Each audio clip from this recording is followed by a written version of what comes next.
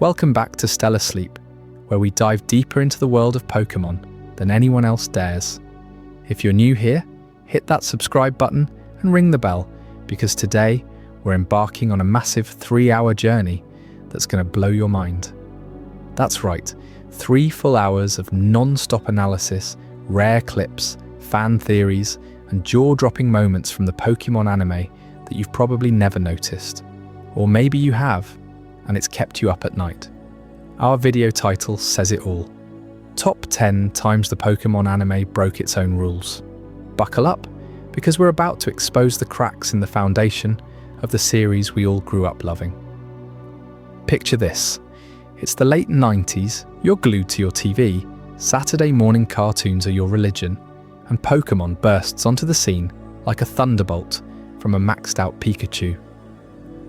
Ash Ketchum, that spiky-haired kid from Pallet Town, grabs his Pikachu, who famously refuses to go into a Pokéball, and sets off on an adventure that's equal parts epic quest, friendship story, and monster collecting frenzy. From the Kanto region to Johto, Hoenn, Sinnoh, Unova, Kalos, Alola, Galar, and beyond, we've followed Ash through over 1,200 episodes, countless movies, specials, and spin-offs. Billions of viewers worldwide have cheered as Pikachu zaps Team Rocket. Brock flirts with every Nurse Joy, Misty reels in her Psyduck, and our boy Ash somehow never wins a league, but keeps coming back stronger. Pokémon wasn't just a show, it was a phenomenon. It spawned games that defined generations, a trading card game that funded our childhood obsessions, merchandise everywhere, and a community that's still thriving 25 years later. But what made Pokémon click? What kept us coming back episode after episode? It was the rules. Crystal clear, consistent rules that felt like the laws of nature in this vibrant universe.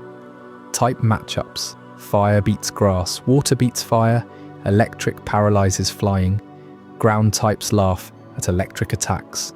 You know the drill because the anime hammered it home. Every gym leader battle, every wild encounter, every Team Rocket blast-off reinforced these mechanics. Evolution had methods: level up, stones trading, happiness. Pokeballs worked on logic. Faint the Pokemon, weaken it, and it's yours, unless it's a legendary with plot armor. Training mattered. Experience built strength. Obedience levels kept over-leveled beasts in check. And don't get me started on movesets. Pokémon learned attacks through TM's levels, or breeding. Well, we'll get to that. These rules weren't just gameplay from the games, the anime made them canon. Professor Oak explained them. Gym leaders preached them. Even Jesse, James, and Meowth schemed around them. It created stakes. Every battle felt earned, every upset thrilling because it played within the system. When Pikachu took down a fully evolved Onix early on, it was a shock because rules were bent just enough for heroism, but not broken, or so we thought. See, as die-hard fans rewatched marathons, dissected forums on Bulbapedia, and pored over wikis, something emerged: inconsistencies, glitches in the matrix, moments where the anime straight up contradicted its own established lore for the sake of drama, comedy, or a quick plot twist. And not minor ones, these are rule-shattering events that smart fans have documented for years. Why does this matter? Because Pokémon's magic lives in its world building. When rules break, immersion cracks. Debates rage. Was it lazy writing? Intentional flexibility for kids' TV? A nod to the game's own evolving meta? Or deeper lore implications we missed? These moments aren't just nitpicks, they're windows into how a 20-plus year franchise stays fresh by occasionally throwing out its own playbook. They've sparked endless Reddit threads, Twitter wars, and YouTube essays, some calling it plot-induced stupidity, others defending it as anime logic. Today in this epic countdown, we're settling the score with hard evidence, timestamps, episode references, in-universe explanations, and side-by-side comparisons to games and prior episodes. We'll rank them from eyebrow-raising to what were they thinking? And trust me, by the end, you'll never see certain battles the same way. Let me paint the picture. of why these breaks hit so hard. Take type advantages, the bedrock of every strategy. The anime drilled it into us. It's super effective, with that epic sound effect and screen shake. Ground types shrug off electric like it's nothing. Physics, right? Water conducts, but immunity is immunity. Yet there are scenes where sprinklers or rain suddenly make the impossible happen, flipping the chart for story beats. Or power scaling. Pikachu starts regions as a scrub, zapping level 5 Pidgeys, then no-cells legendaries like it's Tuesday. One episode he's barely beating Eradicate, the next he's trading blows with gods. How? And evolutions. Games have triggers, but anime loves power of friendship stones that ignore levels entirely. We've seen Pokémon talk human fluently, but claim they forgot how to battle. Tournaments where rookies humble elites without a training montage. Pokeballs that fail spectacularly despite fainted foes or loyal bonds. These aren't hypotheticals, they're etched in canon, backed by fan analyses from Cerebi to Pokémon Showdown simulators. Some trace back to early episodes when rules were still forming. Season 1 was Wild West compared to Diamond and Pearl's polish. Others pop up in later arcs, like XY or Journeys, where nostalgia clashes with new mechanics. Creators like Kunihiko Yuyama and writers from OLM have addressed consistency in interviews, admitting kids pacing trumps rigid logic. But fans demand more. We've crunched the data, over 10 flagship examples, each with clips, voice lines, and breakdowns that'll have you pausing to verify. This isn't a rant, it's a celebration of Pokemon's chaos. That flexibility let Ash tie, with Infinite Legends, let underdogs shine, let Meowth be the breakout star. But it also fuels our passion, keeps theories alive. Imagine if every battle was 100% rules compliant, stale. These breaks add spice, heart, unpredictability. Yet they beg questions. Does it undermine the game's depth? Ruin replays? Or enhance the anyone can win vibe? Over the next 3 hours, we'll dissect each one layer by layer. We'll rewind to the episodes, freeze frame key moments, compare to manga and games, hear from fans who've petitioned for fixes, and even simulate battles in modern tools to prove the breaks. Stick around, because we start with a classic that'll make you question everything from episode 1. We've got high production visuals, custom animations recreating the fails, guest spots from Pokémon historians, and polls for you to vote on the biggest offender. If you're a completionist, this is your Bible. Casual fan, you'll laugh, gasp, and learn why Ash's journey defies logic. Before we jump in, smash that like button if you've ever yelled at your screen during a battle. Drop in comments, what's your most hated rule break? Pikachu's resets? Talking Meowth? Tournament upsets? Comment below. We read them all. Share with your trainer squad, and let's hit 100k likes for a part 2 on games that broke rules. Alright trainers, no more teasing. It's time to count down the top 10 times the Pokémon anime broke its own rules. Number 10. Entering the Pokémon universe. Every Pokémon trainer remembers that electric guitar riff blasting through the speakers. The one that kicks off the iconic opening theme with lyrics screaming about "Gotta catch 'em all." Right from the first episode, that song isn't just hype, it's a contract. It plants you straight into a universe where every creature, every battle, every triumph follows unbreakable rules. You feel it in your bones, the promise of a world that's fair, logical, structured, like the games we all grew up playing. No chaos, no shortcuts, just pure strategy and growth. That theme sequence flashes Pikachu zapping foes, Charizard soaring, and Ash charging ahead, all underscoring a simple truth. In this universe, power comes from mastering the system. Think about it. You press play on episode 1, Pokémon, I choose you, and bam, you're in Pallet Town. Ash Ketchum, 10 years old, wide-eyed and reckless, bolts out the door on his birthday, late for his starter Pokémon, from Professor Oak. Oak's lab isn't some candy store, it's a gateway to discipline. He lays it out crystal clear. There are rules here. You pick one Pokémon, you train it, you battle with smarts. Ash grabs Pikachu almost by accident, the spiky yellow rebel who zaps him on sight. Why? Because Pikachu's electric-type nature demands respect. Types aren't flavor text, they're law. Electric blasts ground out on earth types, fire melts grass, water douses flames, oak spells it out. Every Pokémon has strengths, weaknesses, a type chart etched in stone. You watch Ash stumble through Viridian Forest, Pikachu refusing his Pokeball, forcing them to bond the hard way. That's your first lesson in training mechanics. No instant obedience. Pikachu's wild, undertrained, starts off weak against that swarm of Spearow. Ash learns quick. Throw yourself into the fray, build trust through battles. They take down those birds not with raw power, but by evolving their partnership. Pikachu's Thunderbolt finally connects, frying the flock. You cheer because it makes sense. Training isn't magic, it's grind. Feed 'em, battle 'em, level 'em up. Ash narrates it himself. Pikachu, we're in this together now. That raw emotion hooks you, but it's the logic underneath that keeps you watching. Fast forward to Ash's first real showdown in episode 2 against Misty's Starmie. Water versus electric. You know the matchup cold. Electric should paralyze water types, right?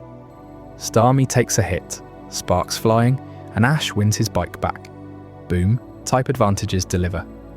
The show doubles down in Viridian Gym, episode 3. Giovanni's not there, but the rules shine through. Ash's Pikachu versus gym trainer's Pokémon, dodging ground moves that should have nullified its shocks. Narrator voiceover chimes in. In the world of Pokémon, type matchups decide the fate of battles. It's not subtle. They etch it into your brain so every clash feels earned. But types are just the start. Evolutions? The anime treats them like sacred milestones. Remember Caterpie?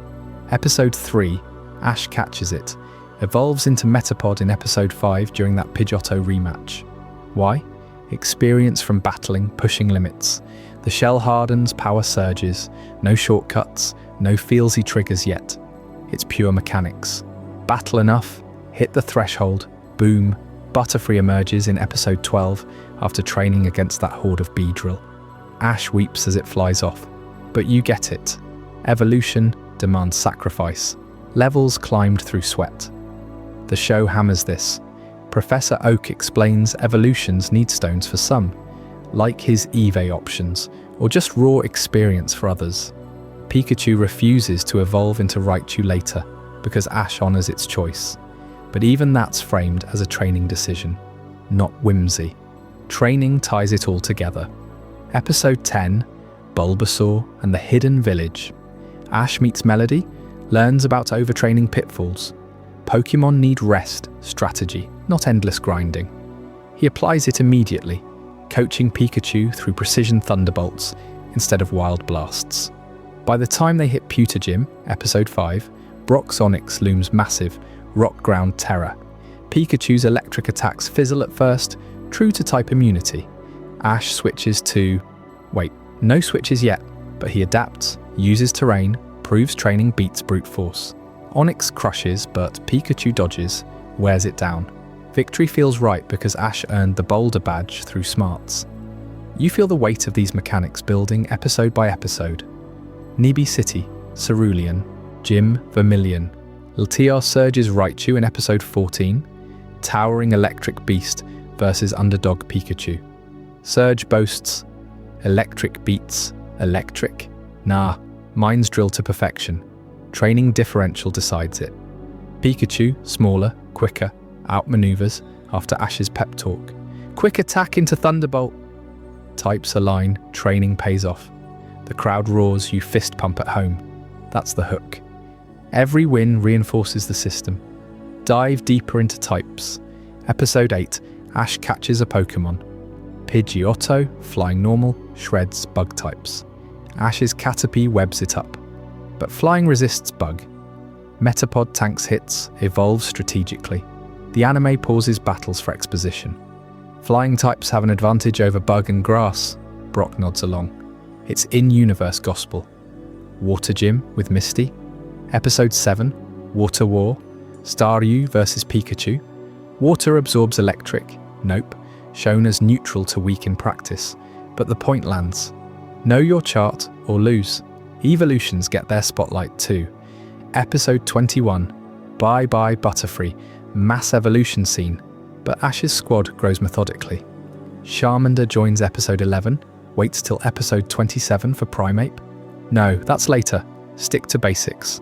Squirtle episode 13, evolves? Not yet. The rule's clear. Exposure to action triggers it, but only after bonds form through training montages.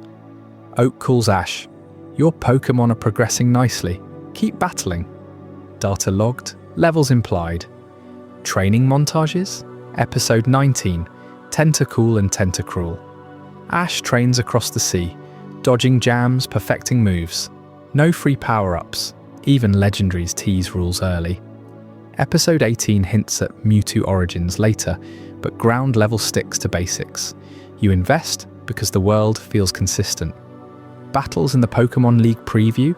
Trainers drill types. My Venusaur crushes Charizard. Fire resists grass? Nope, super effective, but they plan counters. What seals the deal? That promise of logical battles. Episode 30, Indigo League qualifiers. Undertrained Pikachu versus pros. It loses first round fair and square. Ash reflects. We need more training. No plot armor yet. You buy in because losses teach too. Riverside Gym rematch.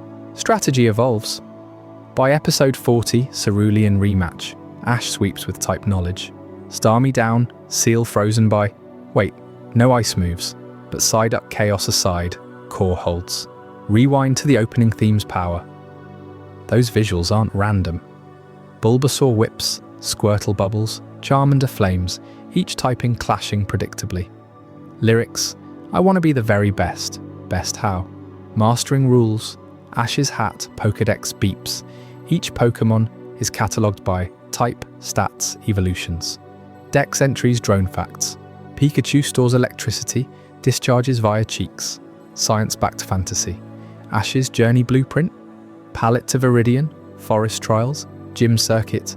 Each stop layers mechanics. Episode 4, Challenge of the Samurai. Bugcatcher. A trainer tests Pikachu's speed. Electric immune to ground? Prove it. Samurai's Pinsir charges. Pikachu zaps around. Training hones evasion. Episode 9, The School of Hard Knocks. Rich Kids team. All evolved, drilled. Ash's ragtag crew loses initially, wins via grit. Training isn't about levels, it's heart plus smarts. But heart amplifies rules, doesn't break them. You lean in closer with every episode. Episode 15, Electric Shock Showdown. Surge's arc, War Vet trainer, Raichu juiced on vitamins. Implied cheating, but Ash counters with pure bond. Pikachu shrinks? No. Stays small. Defies norms via training purity. Victory speech. Size doesn't matter, skill does. Evolutions shine in episode 16. Prime number. No, Butterfree swarm. Point. Evos timed perfectly post-training peaks. No emotional sobs trigger, battles do. By episode 25, Primeape goes bananas. Wait, no, that's Mankey evolution via rage. Early on, it's straight. Haunter episode 23 evolves. Ghost trades, but rules hold. The genius? This setup addicts you. You anticipate, Onyx Ray match, water needed, Ash learns. Promise whispers, every battle logical. Pikachu won't zap ground forever. Evos won't skip grind. Training builds kings. But hold that thought. You've just stepped into this meticulously ruled universe. Felt the thrill of its gears turning perfectly. Now get ready, because in the next chapter, The Sacred Rules of Pokémon, we're cracking open the rule book that the anime itself swore by. The ones etched into every type chart, every evolution trigger, every training montage. What happens when those sacred pillars start to wobble? You won't believe the contradictions waiting just ahead. Stick around, it's about to get wild. The Sacred Rules of Pokémon. Did you know that the Pokémon anime spent its earliest episodes hammering home a set of unbreakable laws, rules so fundamental they were treated like the laws of physics in the Pokémon universe? These weren't just game mechanics thrown in for flavor. They were explained on screen, debated by characters, and reinforced in battle after battle. Ash, Misty, Brock, they all preached them like gospel. And at the heart of it all were two pillars: the type chart immunities, which made certain attacks flat out impossible, and the rigid rules of evolution, dictating exactly how Pokémon grew stronger. You thought you knew these rules inside out from playing the games, but the anime made them sacred, weaving them into the story from day one. Stick with me, because understanding just how ironclad they were will make what comes next hit you like a thunderbolt. Let's rewind to those first few episodes, back when the series was laying its foundation. Episode 1, Ash grabs Pikachu, and right away, we're thrust into a world where types matter. Pikachu zaps everything in sight, but the show doesn't waste time. It shows you electric attacks carving through the air, paralyzing foes, but only if they're vulnerable. By episode 2, with that massive flock of Spearow, you see raw power, but it's the episode 5 showdown with Misty's Staryu that really drives it home. Ash's Pikachu versus a water-type powerhouse. Electric beats water, they say explicitly. Misty yells it out. Water types hate electric moves. It's not subtle, it's a classroom lesson disguised as a battle. And this sets the stage for the type chart as the ultimate arbiter. No trainer questions it. It's why you pick your team carefully, why gyms specialise in types. But here's where it gets sacred. Immunities. Not just weaknesses, total shutdowns. Think about ground types. From the jump, the anime drills this in. Ground is immune to electric, period. No damage, no status, nothing. They explain it like it's written in stone. Episode 14, Ash battles a trainer with an Onyx, a colossal rock ground behemoth. Brock narrates it perfectly. Electric attacks just fizzle out on ground types. They go right through the earth. Pikachu tries something similar early on, and it's a dud. The ground absorbs it all. Why? Because physics in Pokémon world says so. It's not a suggestion, it's a law. You see it reinforced in episode 22 against Latent Surge's Raichu. Surge boasts about his electric type, but he knows the matchup rules inside out. Swap in a ground type, and electric is useless. Trainers shout it during battles. That won't work, ground's immune. It's repeated so often in those formative episodes that it becomes the bedrock of strategy. Fire melts ice, but electric? Against ground? Forget it. These immunities aren't edge cases. They're the reason battles aren't chaos. They're the sacred code that keeps the world orderly.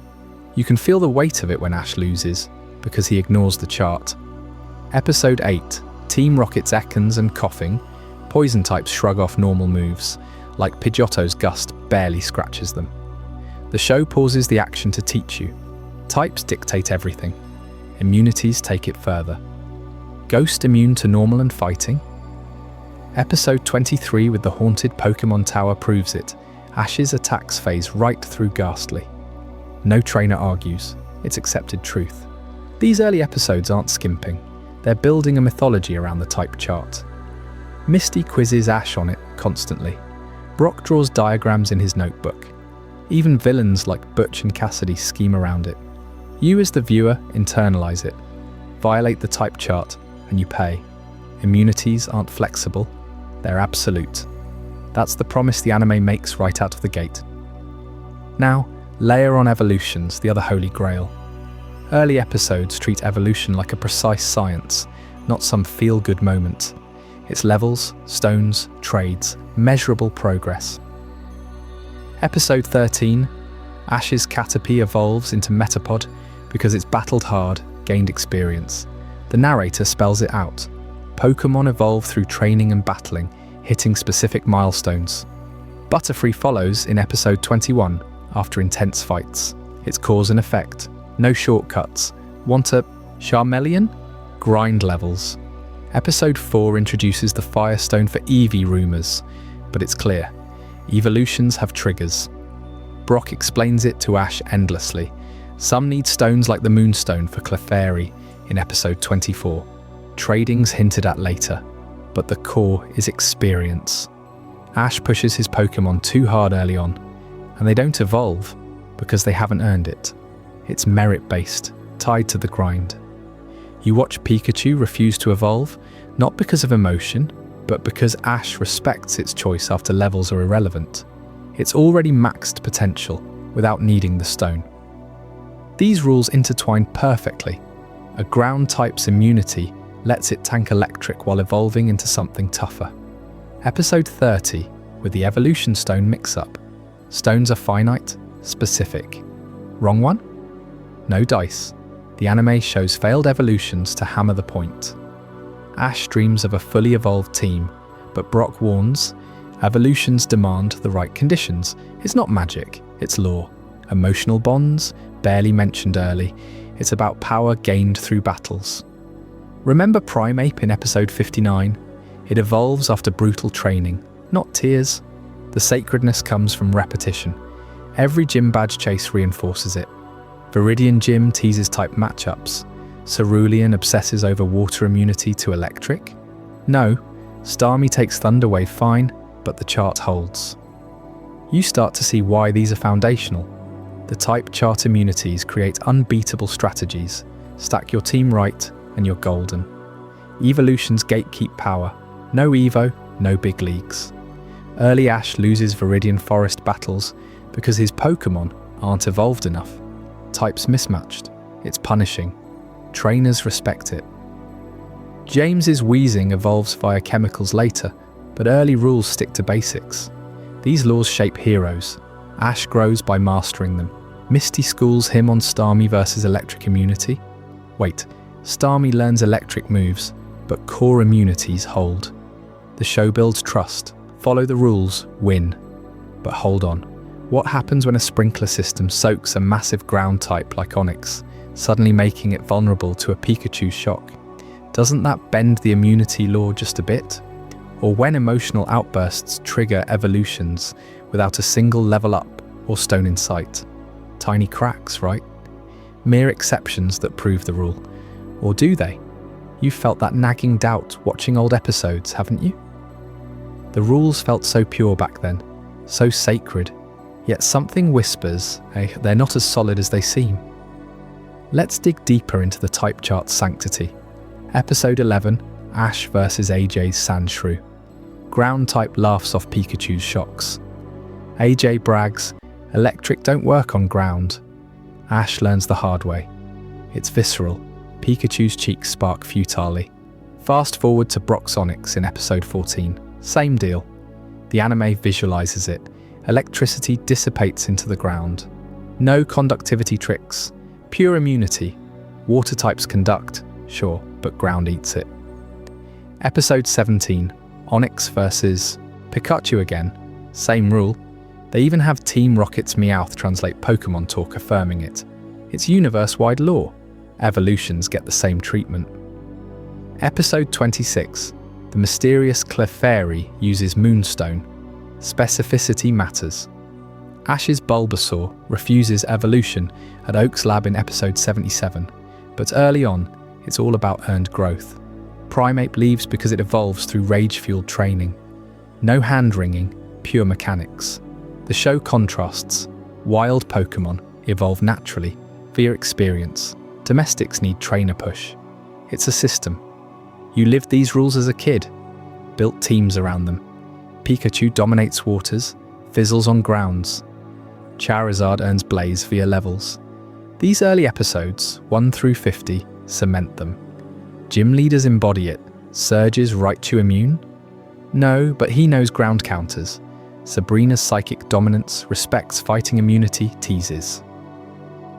Yet subtle hints emerge.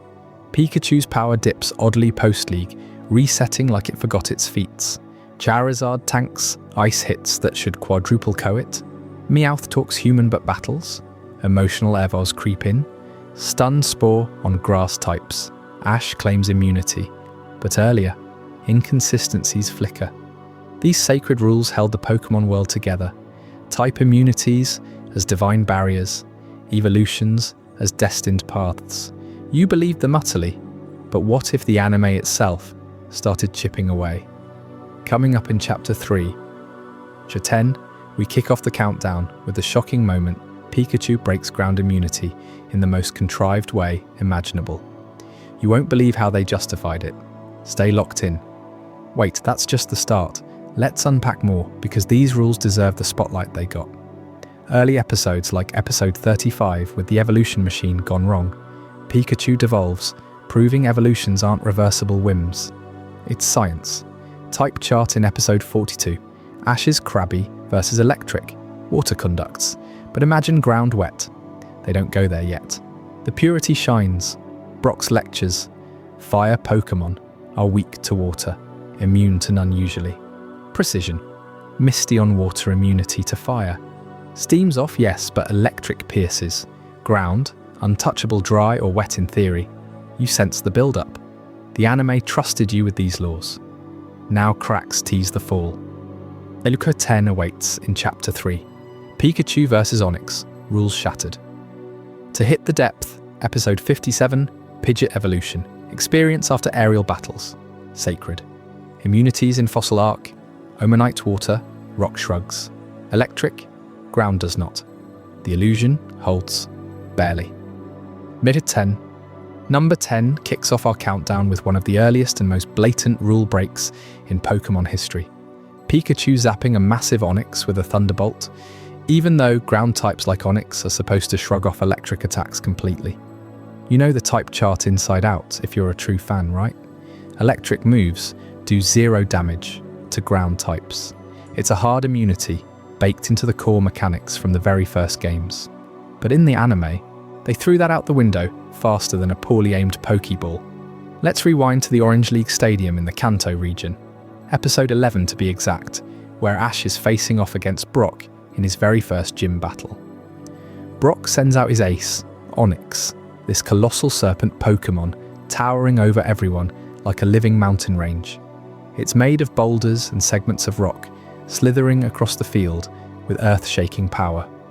Ash, cocky as ever, commands Pikachu to unleash Thunderbolt right away. Sparks fly, electricity crackles through the air. You can almost hear the ozone buzzing. But Onix, it doesn't even flinch. The attack fizzles out harmlessly against its rocky hide. Brock smirks and explains it perfectly. Onix is a ground type, so electric moves are useless. Ash is stunned. Pikachu looks frustrated, cheeks sparking uselessly. It's a teachable moment, drilling that immunity into every kid watching. You felt that too, didn't you? That sinking realization that Ash was in deep trouble. Onix presses the advantage, wrapping around Pikachu in a crushing bind attack. The little mouse is squished, gasping for air, while Onix's body grinds like tectonic plates shifting. Ash calls for quick attack, but it's no use. Onix is too big, too durable. Pikachu dodges rocks flying everywhere, but it's clear electric is off the table. Brock even taunts them, saying Onix lives underground where electricity can't reach it. Classic logic, straight from the Pokédex. Ground types channel electricity into the earth, grounding it out before it can hurt. In the games, you'd switch out Pikachu immediately or set up for something else. No contest. But this is the anime, and they've got a plot twist brewing. Suddenly disaster, or salvation depending on your view, strikes. The stadium's automatic sprinklers kick on. Water sprays everywhere, drenching the battlefield in a misty downpour. Onix gets soaked, its rocky segments glistening, water streaming off like it just emerged from a car wash. Ash seizes the moment. Pikachu, Thunderbolt now, and bam, the electricity surges, not just hitting Onix, but coursing through it like a live wire. Onix convulses, roars in pain, and collapses in a smoking heap. Victory for Pikachu. The crowd goes wild. Brock recalls his Pokémon in shock.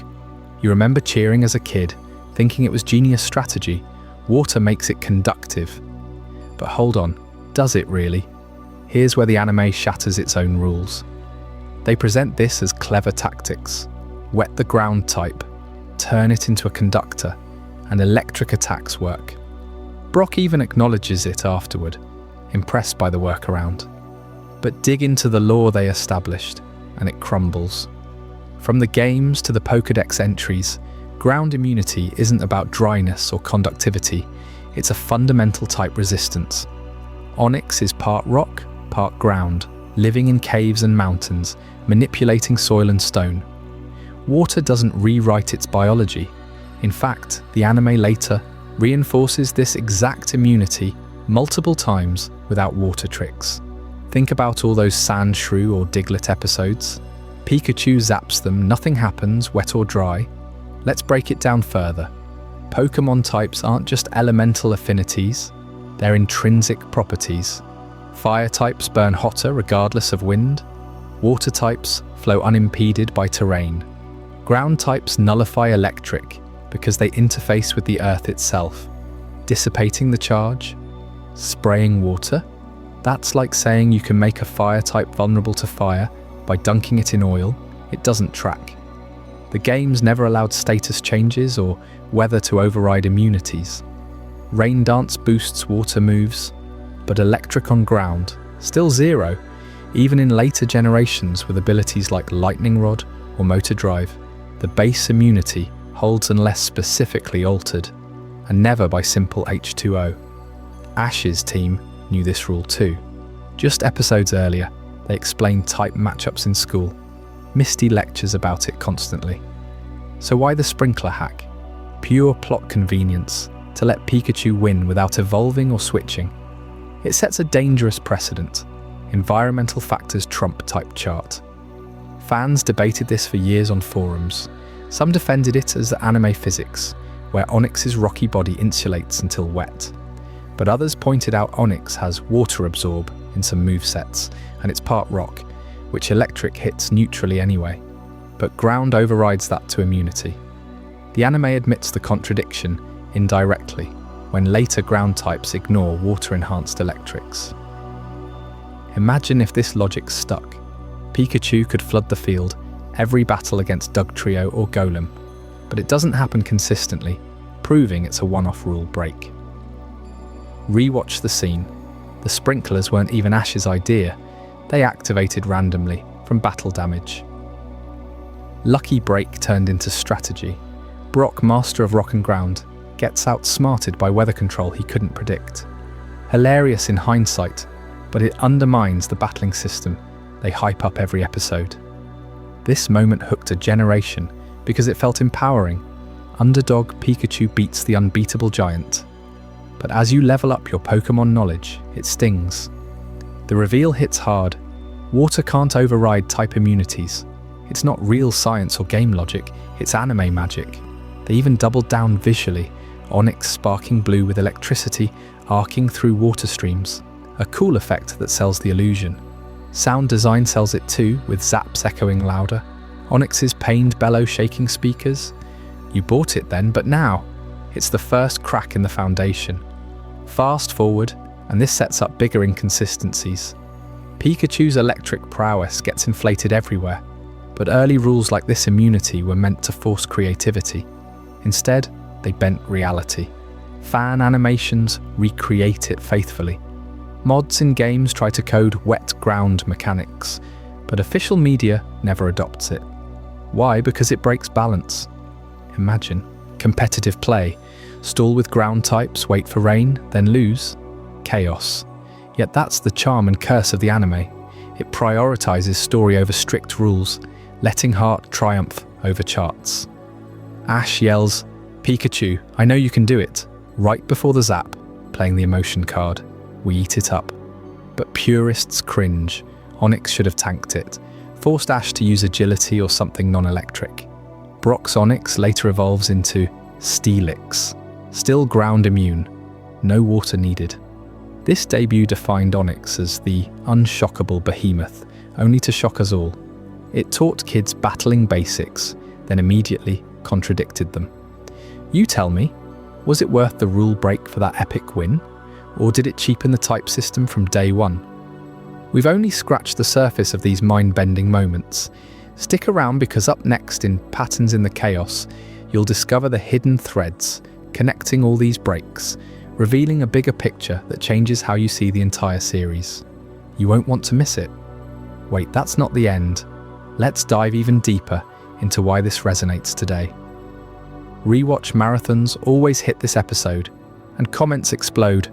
Plot armor sprinklers, right? Or anime logic at its finest. Clips go viral on TikTok, sped up with dramatic music. Even official Pokémon accounts nod to classic battles without addressing the glitch. Game Freak keeps immunities sacred. Check Scarlet and Violet, same rules. Anime? Flexible as a Snorlax after lunch. Consider the stadium setting. It's no coincidence. Built for safety, with sprinklers to douse fires or whatever, but weaponized here. Later gyms have pools, lava, ice, environmental plays abound. But none rewrite types like this. Articuno's Blizzard later, no melting fire immunity. So why Onyx? Maybe to humble Brock early, cement Ash as protagonist. Brock joins the team post-loss, bonding over the battle. Emotional payoff trumps logic. Pikachu's exhaustion afterward sells realism. It's drained from the powered-up shot. But Onyx recovers off-screen, no lasting damage. Inconsistent durability too. Fan theories abound. Onyx was partially airborne, reducing ground effect. Nah, feet or coils on ground. Water short-circuited its internal grounding. Creative, but headcanon. This rule break sparked fanfics where trainers carry hoses. Imagine Paul or Cynthia misting their Garchomp for Zapdos fights. Absurd, but fun. It influenced merch too. Onyx figures with water effects, Pikachu shocking variants. Cultural impact undeniable. Back to core. The revelation stings because it's foundational. Episode 11 establishes rules, then snaps them. Kids learned ground beats electric, cheered the exception. Adults see the slight. You, probably both. It's why we love debating, pure versus spectacle. One more layer, voice acting sells it.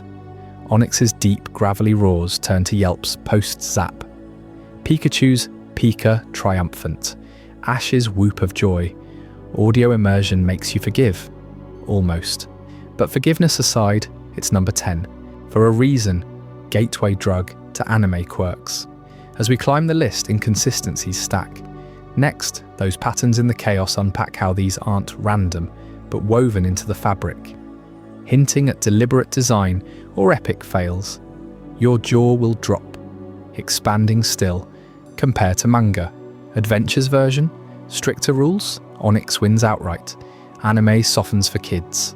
Global appeal demands wins, not stalemates. Ratings gold. Scientifically, real rock conducts poorly dry, better wet. But Onyx is alive, typing overrides physics. Pokédex calls it magnetically repelled in some entries, immune anyway. Fan polls rank this top inconsistency. Reddit threads dissect frames. Water hits, 2 seconds later, Zap connects.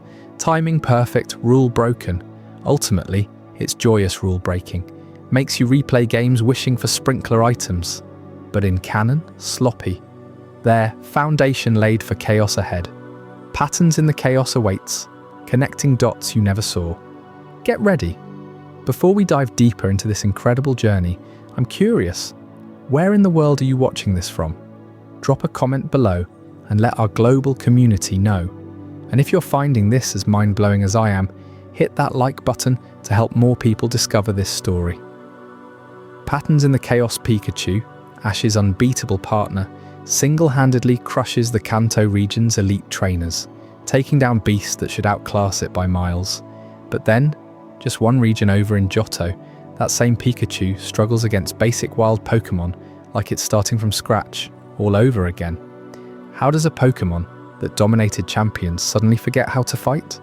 You've seen it happen time and again if you've binged the early seasons. Back in Kanto, Pikachu is a force of nature. Remember the Viridian gym battle against Giovanni? Pikachu dodges Raiden's attacks like it's reading the future, then unleashes a thunderbolt so powerful it sends the boss's ace flying. Or that epic clash with Lieutenant Surge's Raichu, where Pikachu proves size doesn't matter by outlasting and outsmarting a fully evolved powerhouse. And don't get me started on the Indigo League. Pikachu holds its own against Gym Leader's top Pokémon, zapping Pidgeot, Vulpix, even tanking hits from evolved forms left and right. By the time Ash faces the Elite Four wannabes, Pikachu's thunder is shaking stadiums.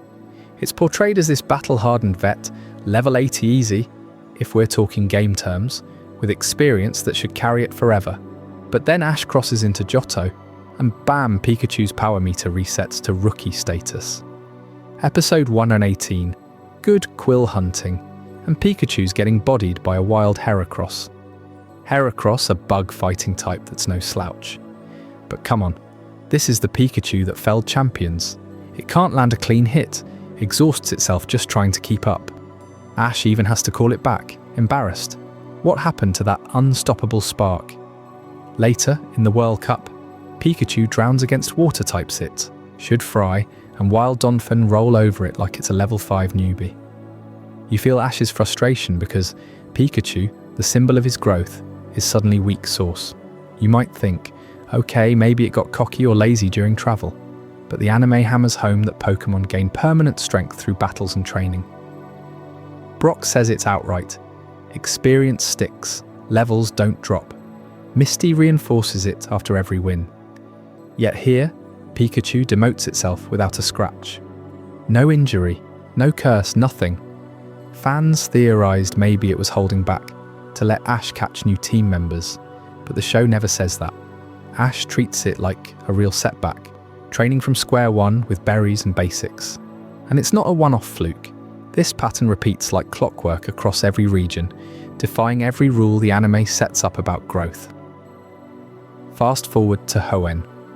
After Orange Islands, where Pikachu solos Dragonite, a pseudo-legendary, it arrives and immediately flops against Team Aqua's Carvanha. Episode 272, Pikachu's sparks fizzle out underwater. Sure, but even on land, it's huffing against gym leader foes it curb-stomped before. Ash scratches his head, retrains it yet again, as if months of victories evaporated. Sinnoh, same story. Pikachu enters strongish, but by the third gym, it's losing steam to Dawn's Piplup in practice matches. Then Kalos hits, and Pikachu barely scratches Clemont's inventions before needing a full arc to ramp up. Alola, Galar, you name it, the cycle spins. Arrive weak, grind back to God tier, rinse, repeat. Each time, it's not gradual fatigue, it's a hard reset. One episode, it's untouchable. The next, it's zapped by a random Beedrill. Think about the implications. The anime drills into us that battling builds bonds and power that lasts. Episode 1. Pikachu refuses Pokeballs until it trusts Ash, then grows exponentially.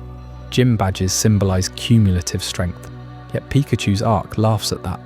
It beats Lance's Dragonite in a filler, but months later whimpers at a Johto Bellsprout.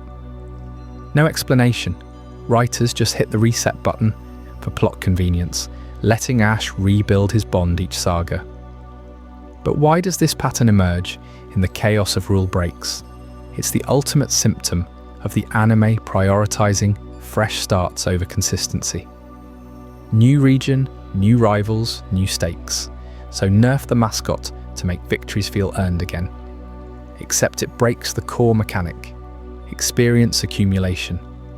Pokémon don't lose levels crossing borders in games. Why should anime logic allow it? Ash never trades Pikachu away.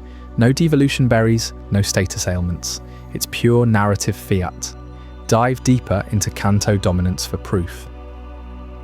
Episode 58, Pikachu vs Gym Leader Blaine's Magmar. Super effective fire moves? Pikachu tanks them laughing, counters with quick attack chains that end the fight. Then Articuno Arc, it clashes with Legendary's toe-to-toe. Elite Four preview, zaps Golem midair.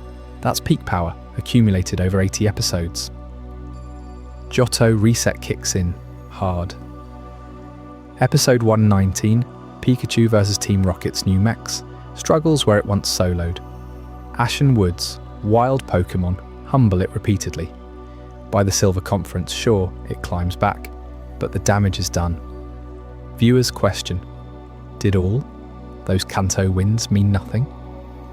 The show glosses over it, but you can't unsee the drop-off. Hoenn example. After beating Drake's team, Pikachu arrives, loses to a wild Tylo flock. Episode 275, it needs Logan's training montage to rediscover Thunder. Fans counted over 20 instances where Pikachu underperforms early in arcs, always rebounding mysteriously. Sinnoh's Lake Acuity battle, Pikachu ties Ragit's legendary tier, but pre that, it falters against Barry's Empoleon. Pattern clear, demotion on entry, promotion via plot. No in-universe excuse holds water. Is it travel stress? Other Pokémon don't reset. Charizard stays fiery. Snorlax consistent. Pikachu alone yo-yos because it's the star, needing vulnerability for drama. Anime states battles make you stronger permanently, yet here it contradicts itself blatantly. This isn't subtle, it's a glaring pattern amid the chaos. Type matchups bend, evolution skips stones, but power scaling? That's foundational. Pikachu's resets mock the training montage gospel.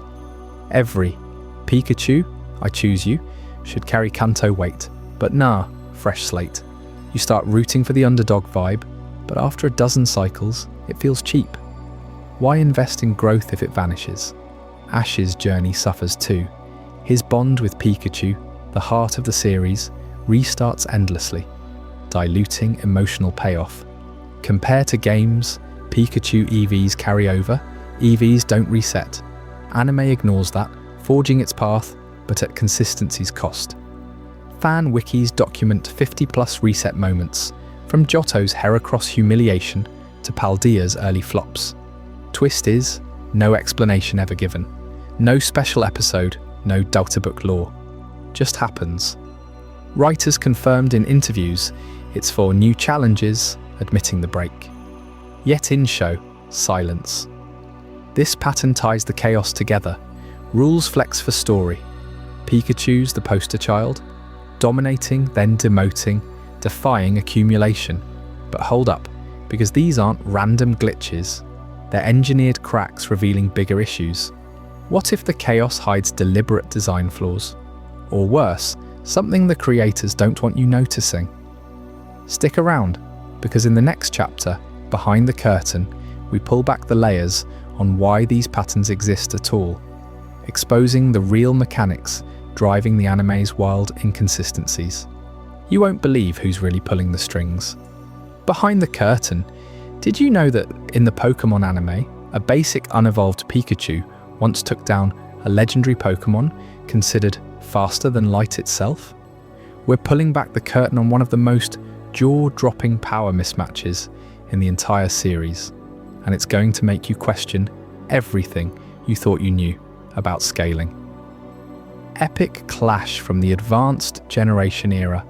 Episode 127 to be exact, titled Hyperdimension Nebulac. Ash and his crew stumble upon a mysterious Pokémon, causing chaos in a city, shattering glass with invisible force and vanishing in blurs no human eye could track. That Pokémon, Latios, one of the Eon Duo legendaries, revered in lore as a guardian of the skies with psychic prowess that bends reality. Right from the start, the anime paints Latios as untouchable, a being on a whole other plane. Its body glows with an ethereal blue aura, eyes piercing like they see through dimensions. When it first appears, it teleports in a flash, dodging bullets from panicked authorities without even trying. You can feel the awe in the characters' voices. Even the usually cocky Team Rocket trio cowers, muttering about how this thing's speed defies physics. But let's dig deeper into why Latios is established as godlike here. The episode doesn't hold back. Latios unleashes psychic, not just lifting cars but crumpling them like paper, sending waves of telekinetic energy that hurl grown adults across streets. Then there's its signature move, Memento. But wait, no. This Latios packs Luster Purge, a dragon psychic blast that erupts in a cataclysmic explosion, vaporizing obstacles and leaving craters. The real mind-blower is its speed. Latios is shown phase-shifting through solid matter, phasing intangible like a ghost, then solidifying to strike.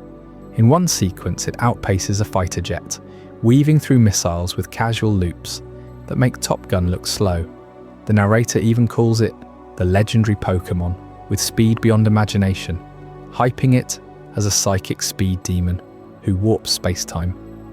Fans online still debate if this is peak legendary power, but in this episode, Latios feels invincible, a force of nature that no ordinary trainer could hope to challenge. Enter Ash's Pikachu. Yeah, that Pikachu, the same one who's been zapping gym leaders since Kanto, but still hasn't evolved, rocking the same yellow fur and cheek pouches without a single level-up stone in sight. You're thinking, no way, right? Legendaries like Latios are supposed to be endgame bosses, mythical powerhouses that entire regions rally against. In the games, Latios hits Mach 2 speeds, has base stats over 600, and EVs scream elite. Anime-wise, it's tied Regirock in Nott's earlier episodes, shrugged off attacks from other heavies. Pikachu? It's a Stage 1 electric mouse, unevolved, undertrained compared to aces like Charizard or Snorlax. Yet here, in this street brawl turned showdown, Pikachu steps up when Latios goes berserk, mind-controlled by some shady artifact. The battle kicks off innocently enough. Latios blitzes Pikachu with a point-blank Dragon Claw, claws extended like razor wind, fast enough to slice air itself. Pikachu dodges, barely, using Quick Attack, but Latios counters with Psychic Lockdown, levitating Pikachu mid-air, squeezing with invisible pressure. You hear Pikachu's pained cries echoing, body twisting unnaturally. How does it escape? A desperate thunderbolt arcs through the psychic field, short-circuiting the hold just enough for Pikachu to drop and retaliate. Latios laughs it off.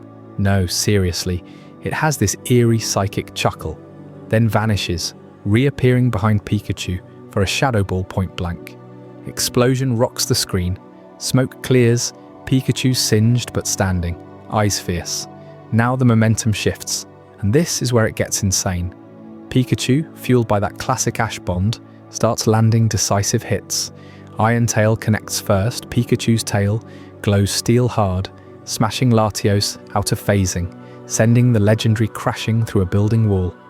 Latios recovers in a blink, unleashes a massive luster purge, a swirling vortex of draconic energy that should have erased Pikachu.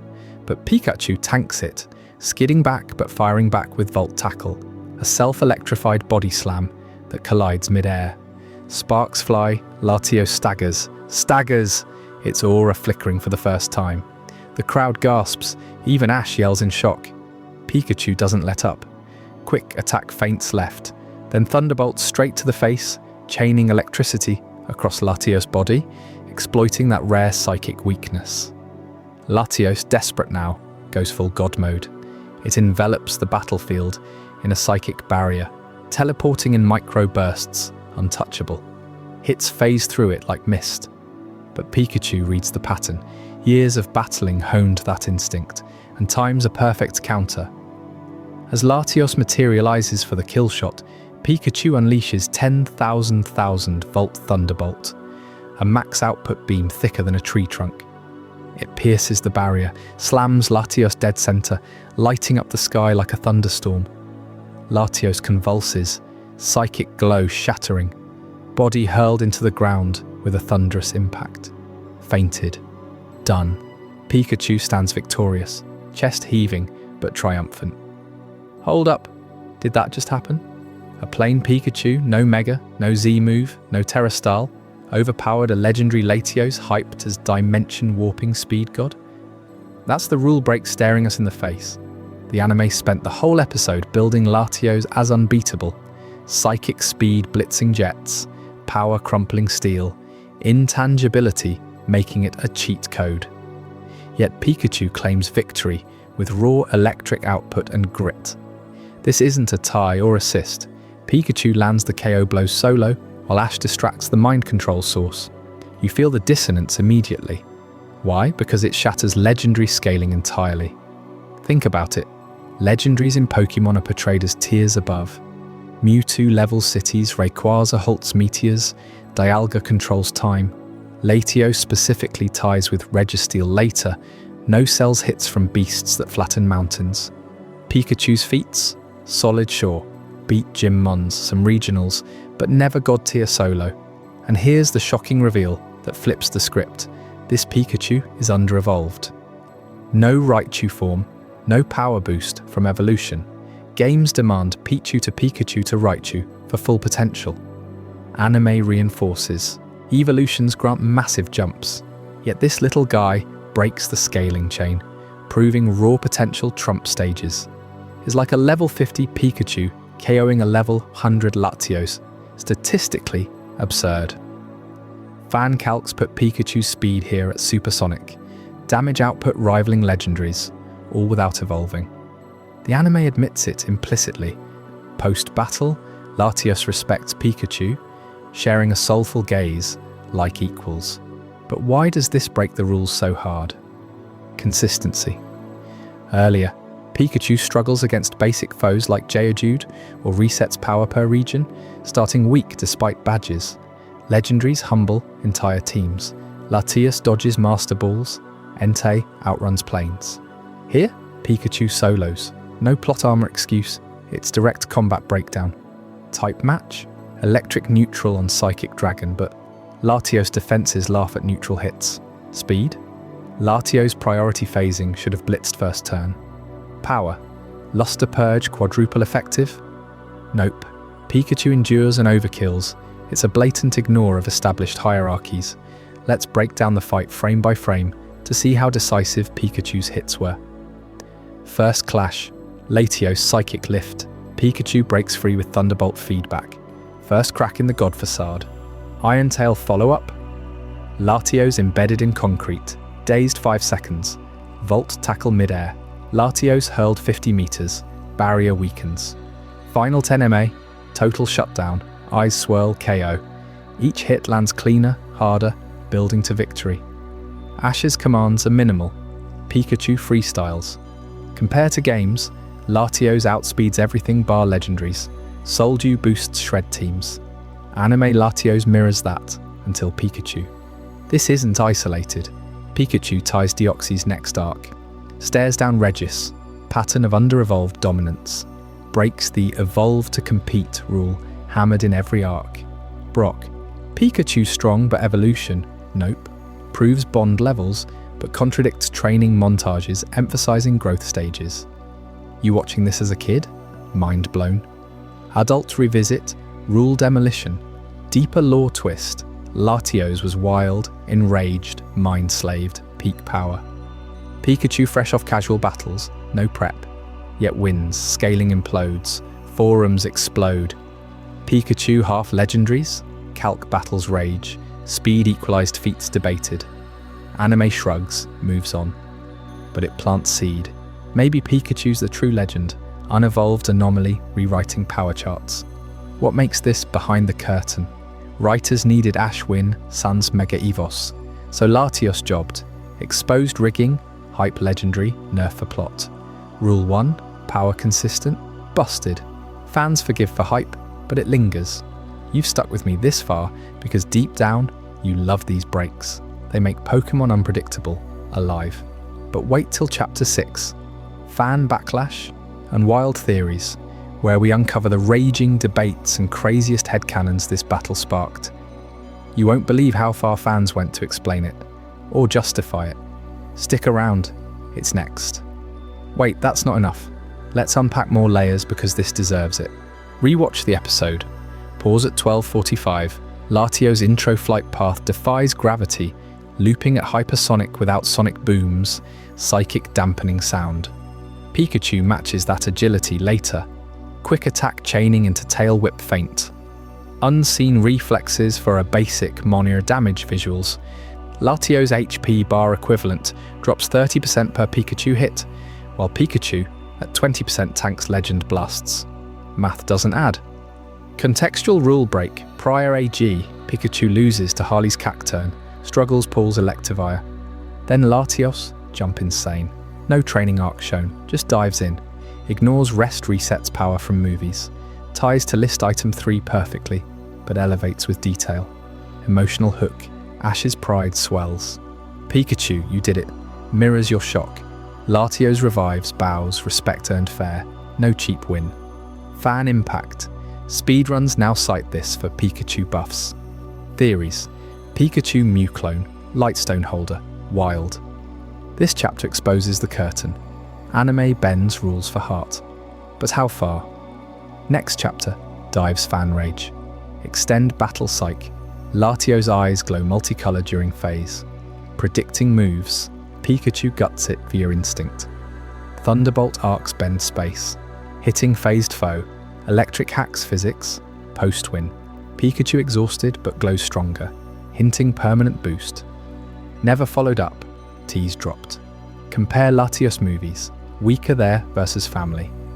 Here, solo threat till Pikachu. Rule cascade. If Pikachu, Latios, then Rayquaza. Scaling crumbles. You feel it. The thrill of impossibility. That's Pokémon magic. Rules be damned. Now truly to fan backlash and wild theories, explosive. I hope you're as amazed by this as I am. If you want to stay updated on more content like this, make sure to subscribe and join our community of curious minds. Trust me, what's coming next will challenge everything you thought you knew. Fan backlash and wild theories. When Articuno blasted Charizard with a barrage of ice attacks in that epic showdown, fans expected the fire and flying type powerhouse to drop like a frozen rock. But instead, Charizard just stood there, laughing it off without a single flinch. Quadruple, super effective damage, and it tanked every hit like it was nothing. You remember that episode, right? The one where the legendary bird unleashes blizzard after blizzard, ice beam on repeat, all landing clean on Ash's defiant dragon. Fire types take double from ice. Flying types double again. That's 4 times the pain it should have felt. Yet Charizard roars back stronger, shaking off frost like morning dew. How does that even happen? The internet erupted the day after that aired. Pokémon forums like Bulba Garden and Cerebi were flooded with threads titled things like Charizard vs Articuno, type chart murdered on screen, or did the writers just ignore math? One top post from a user named Flamemaster92 racked up over 5,000 replies in 24 hours. They broke it down frame by frame. Articuno's blizzard hits at 0.47, Charizard winces but no damage animation, like you'd see in games. Then Ice Beam at 123 point blank, and Charizard's health bar, if it had one, would have been vaporized. Fans were furious, calling it the ultimate plot armor moment. This isn't Pokémon anymore, it's Ash's invincible pet show, one commenter raged. You could feel the betrayal in every upvote, but it wasn't just anger, it sparked this massive wave of debate that lasted months. Reddit's Our Pokémon had a mega thread with 12,000 comments dissecting every angle. Some diehards defended it, saying, "Anime scaling is different, legendaries aren't always OP." Others pointed out earlier episodes where ice wrecked fire types no mercy. Remember letting Surge's Raichu freezing solid against a wild Jinx? Consistent until now. The backlash hit Twitter hard too, with Dutchabaka Charizard Iceproof trending worldwide. Fan artists drew Charizard in an ice sauna, smirking, while memes of Articuno looking confused went viral. One showed the type chart with a big red X over ice vs fire flying, captioned "Anime says nah." What fueled the fire even more was how the show doubled down. No in-episode explanation. No, "Oh Charizard trained in the Himalayas" excuse. Just pure unadulterated rule breaking. Veterans who'd watched since Kanto were emailing fan sites, writing manifestos. A popular YouTuber at the time, Pokemaniac Reviews, dropped a 20-minute rant video that got 2 million views. He calculated the damage. Assuming level 70 for both, Ice Beam from Articuno should have done over 300% HP damage to Charizard. 4 times neutral, game over. Fans started petitions, not serious ones, but enough to show the frustration. Fix the anime-type matchups, they demanded, tagging official accounts. Now here's where it gets wild. Out of all that salt came the craziest theories you've ever heard. Fans didn't just complain, they theorized like detectives on a cold case. Theory number 1, the most popular, Charizard's hidden mega potential. Even before mega evolutions were canon, Fans speculated Ash's Charizard had some latent power suppressing weaknesses. They pointed to its performance against Blaine's Magmar, shrugging off fire moves. So why not ice? It's got dry skin or something undiscovered, one theorist claimed. Pulling ability names from beta game leaks made sense in their heads. Charizard laughs at ice because it's secretly immune via plot-mandated evolution. Then there's the environmental factor wildcards. Some said the battlefield mattered. It was a stormy mountain, wind dispersing the ice particles mid-air. Others joked Articuno's moves were weakened because it was jet-lagged from the Seafoam Islands. But the deep lore fans went further. They dug into Pokédex entries. Articuno's ice is freezing breath that creates blizzards, but Charizard's wings generate hurricane force winds, maybe countering it thermally. One forum post modelled it with physics equations. Charizard's body temp at 2000 degrees Celsius melts incoming frost on contact. Sounds nuts, but it got 1k likes. You have to love the conspiracy nuts though. Theory 3. Team Rocket interference. Remember how they were lurking? Fans theorized Meowth's tech zapped Charizard with a temporary Type Shield gadget off-screen. Or worse, Giovanni pulled strings since Articuno was a target for his collection. Don't want Ash's team wiped too quick. Paranoia peaked with Ash timeline manipulation. Some believe the anime exists in a multiverse where type weaknesses are fluid based on trainer bond strength. Charizard tanks ice because Ash's willpower rewrites reality. Pulls from later episodes like the aura stuff with Lucario, retrofitting excuses. Not all theories were fun though. The cynics had darker takes. Budget cuts, they said. Animation studios cheaped out on dramatic KO scenes, so Charizard stays up for more fight time. Or Americanization. Dub writers nerfed Articuno to make Ash look cooler for Western kids who hate losing. Japanese fans on 2K were milder, calling it gag logic, like in comedy arcs, but English speakers saw red. One theory even blamed game devs. This aired around gold-silver hype, hyping flying types, so promo Charizard buff. These debates bled into fanfic and mods. Poke community had ROM hacks, where Charizard gets ice immunity. Wattpad exploded with stories of what if type charts were real. Charizard dies gloriously. Articuno reigns. It humanized the fandom, showed how invested we are. Even official response came.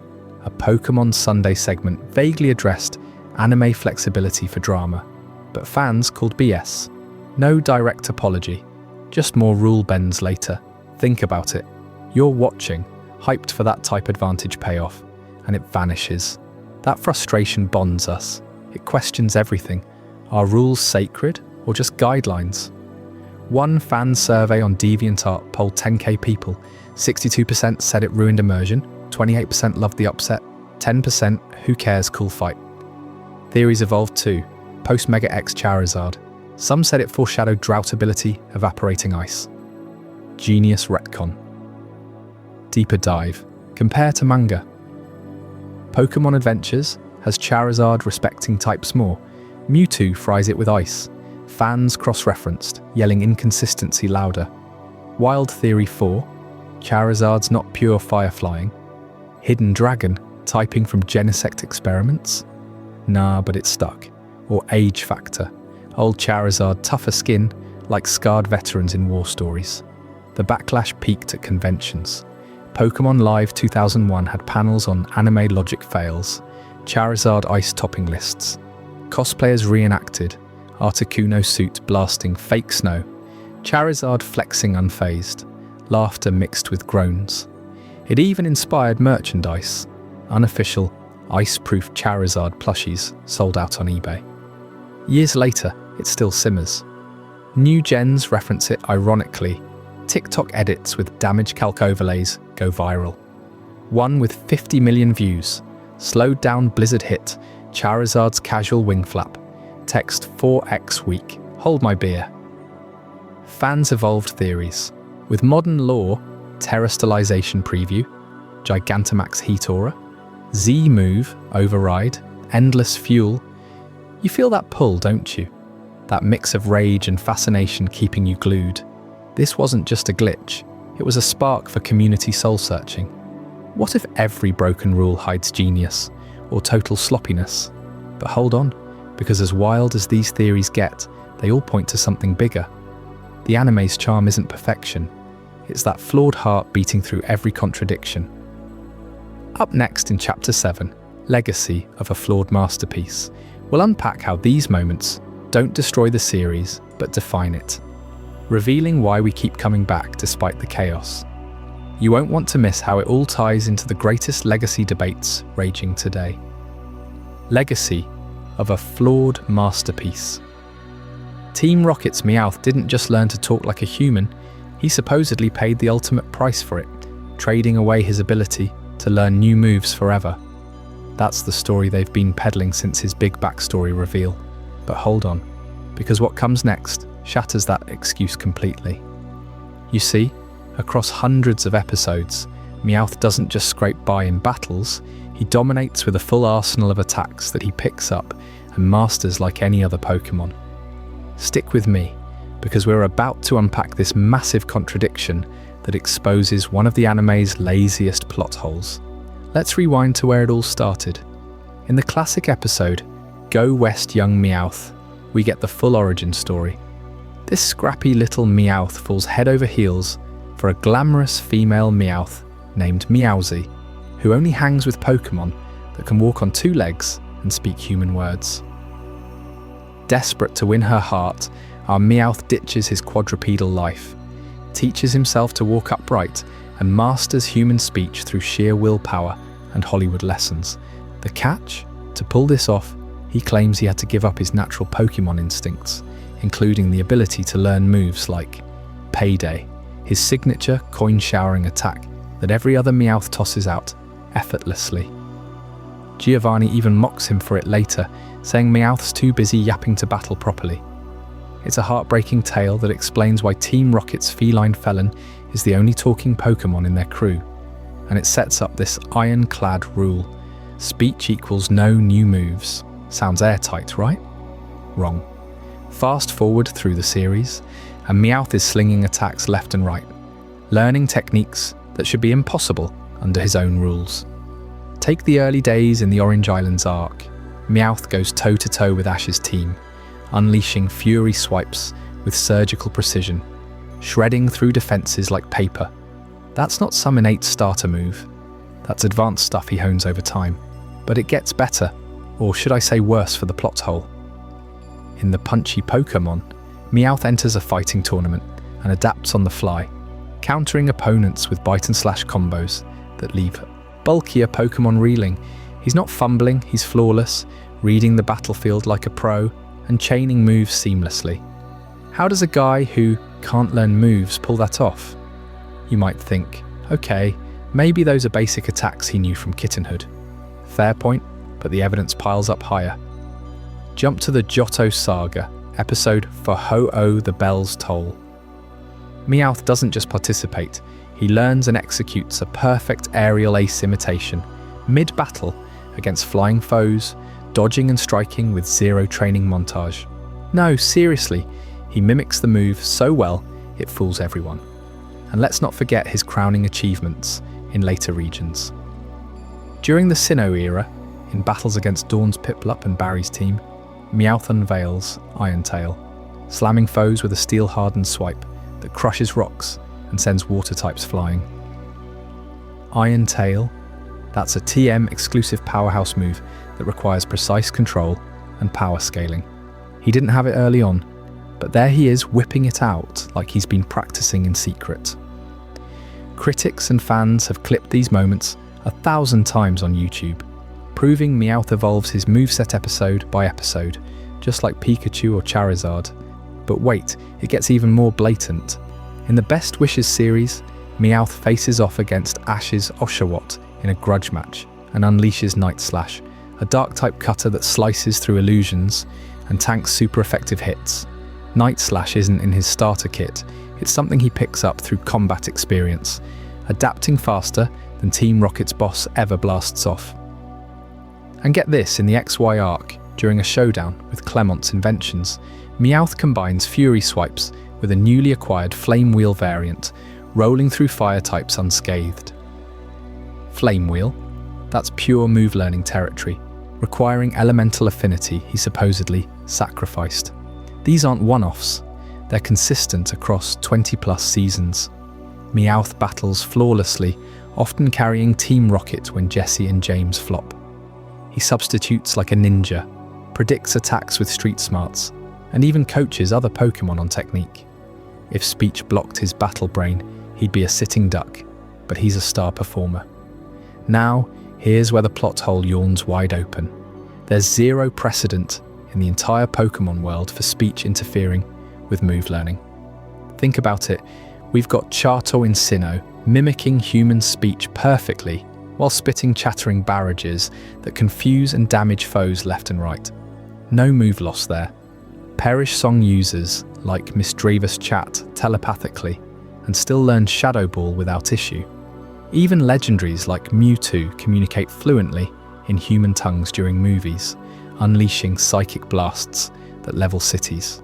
Hell, Giovanni's Persian understands commands implicitly and claws through elite trainers without missing a beat. No trade-off mentioned, ever. Meowth's the outlier, but the anime never establishes why. Is it because he's a stray, a mutant? Nope, just a convenient excuse to make him the comic relief who occasionally shines. What makes this sting is how it undermines the anime's own lore. Early episodes hammer home that Pokémon grow through battles, trades, stones, or levels. Meowth sidesteps that entirely for his gab gift, then ignores it anyway. Fans have debated this for decades on forums like Bulbapedia and Reddit. Some say it's a metaphor for losing innocence, but that crumbles when he one-shots gym Pokémon proxies. Others point to games where shiny Meowth learn payday no problem, highlighting the anime's deviation.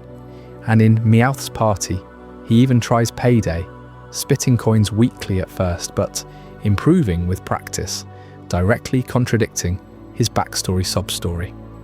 You have to ask yourself, why invent this flaw if it's never enforced? It cheapens Meowth's character, turning a potential powerhouse into a gimmick. Imagine if Pikachu claimed Thunderbolt drained his speed permanently, but still outran everything. We'd call foul, and rightly so. Yet Meowth gets a pass, battling flawlessly while whining about his curse. It's peak Pokémon anime, where rules bend for heartwarming tales or slapstick, leaving us trainers scratching our heads. This isn't just nitpicking, it's a symptom of the bigger picture we've been exploring. From Pikachu zapping ground types to Charizard shrugging off ice storms, the anime prioritizes story over consistency. Meowth embodies that chaos, a talking triumph who battles like a boss, despite the no-rules clause. Does it ruin the fun? Not entirely. It makes him endearing, an undercat who claws his way to relevance. But it does expose how loosely the world-building holds together. As we wrap this wild ride through Meowth's contradictions, you can't help but wonder what other sacred rules get trampled next. Hold that thought, because the evolutions that happen without a single level up, stone or trade, are about to make your jaw drop even further. These aren't just glitches, they're full-on rewrites of Pokémon biology that defy everything the games and early episodes taught us. Stay tuned, trainers, because the hits keep coming. We've already explored plenty of the moments when the Pokémon anime has bent or broken its own rules, but now we're diving into one of the most fascinating contradictions in the series, evolution. It's a concept that's been central to Pokémon since the very beginning. In the games, we know that evolution is a key mechanic. Certain Pokémon evolve when they hit a specific level, when they use certain stones, or sometimes when they're traded between trainers. Simple, right? But in the anime? Well, not so much. When the Pokémon anime first started, evolution was presented as a sacred and well-defined rule.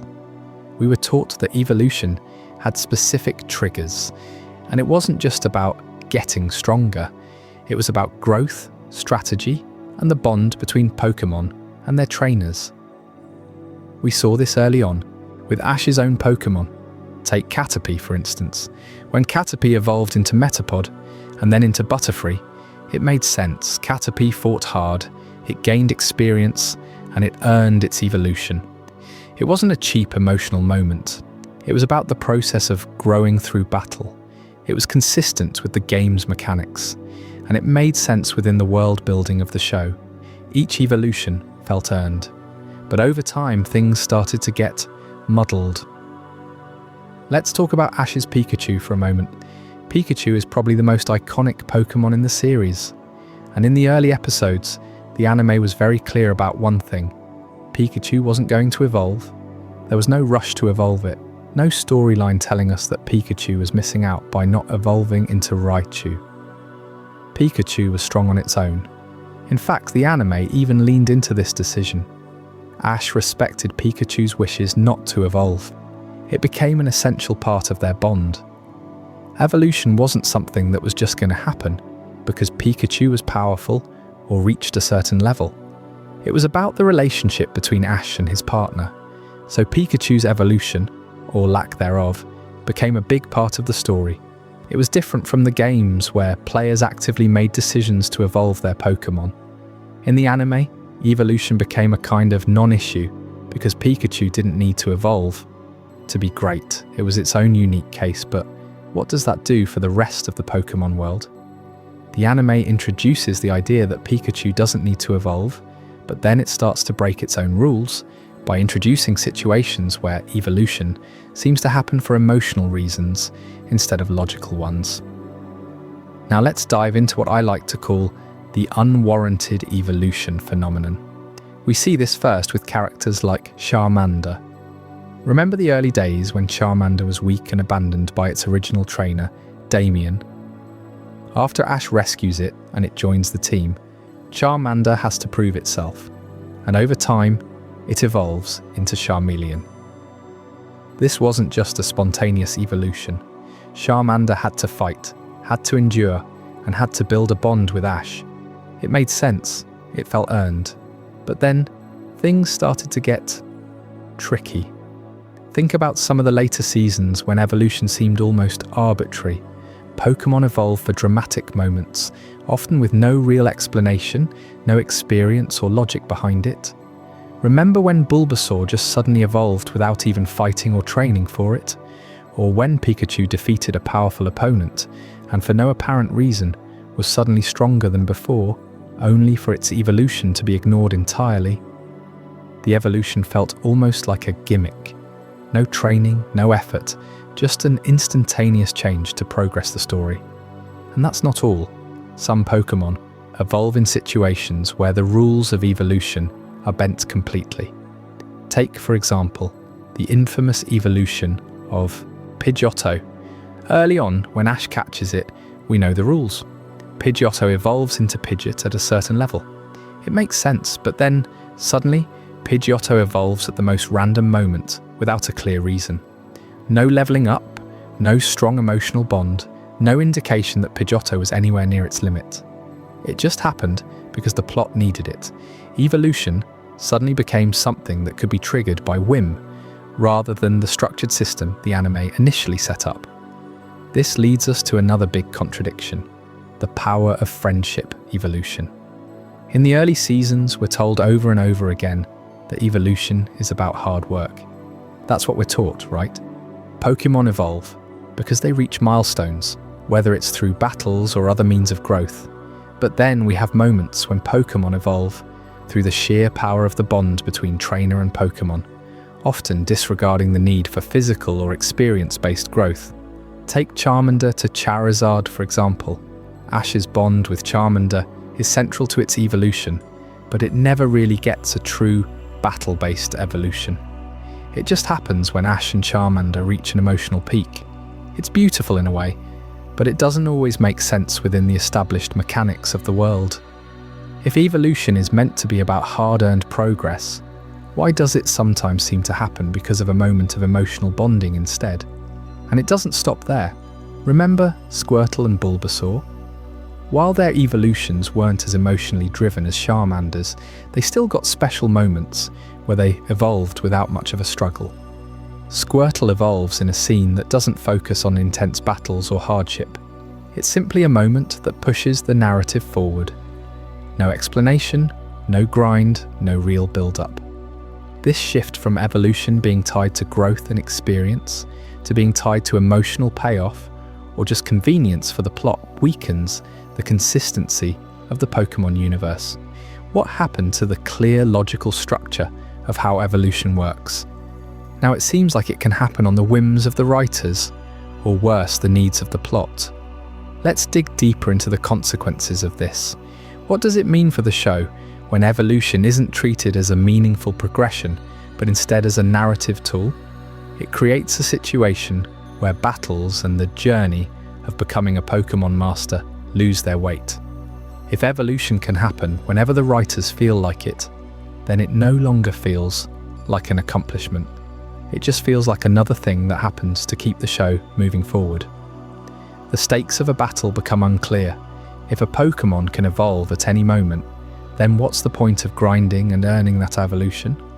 What's the point of training? This is especially evident with the later seasons, like in the XY and Sun and Moon series.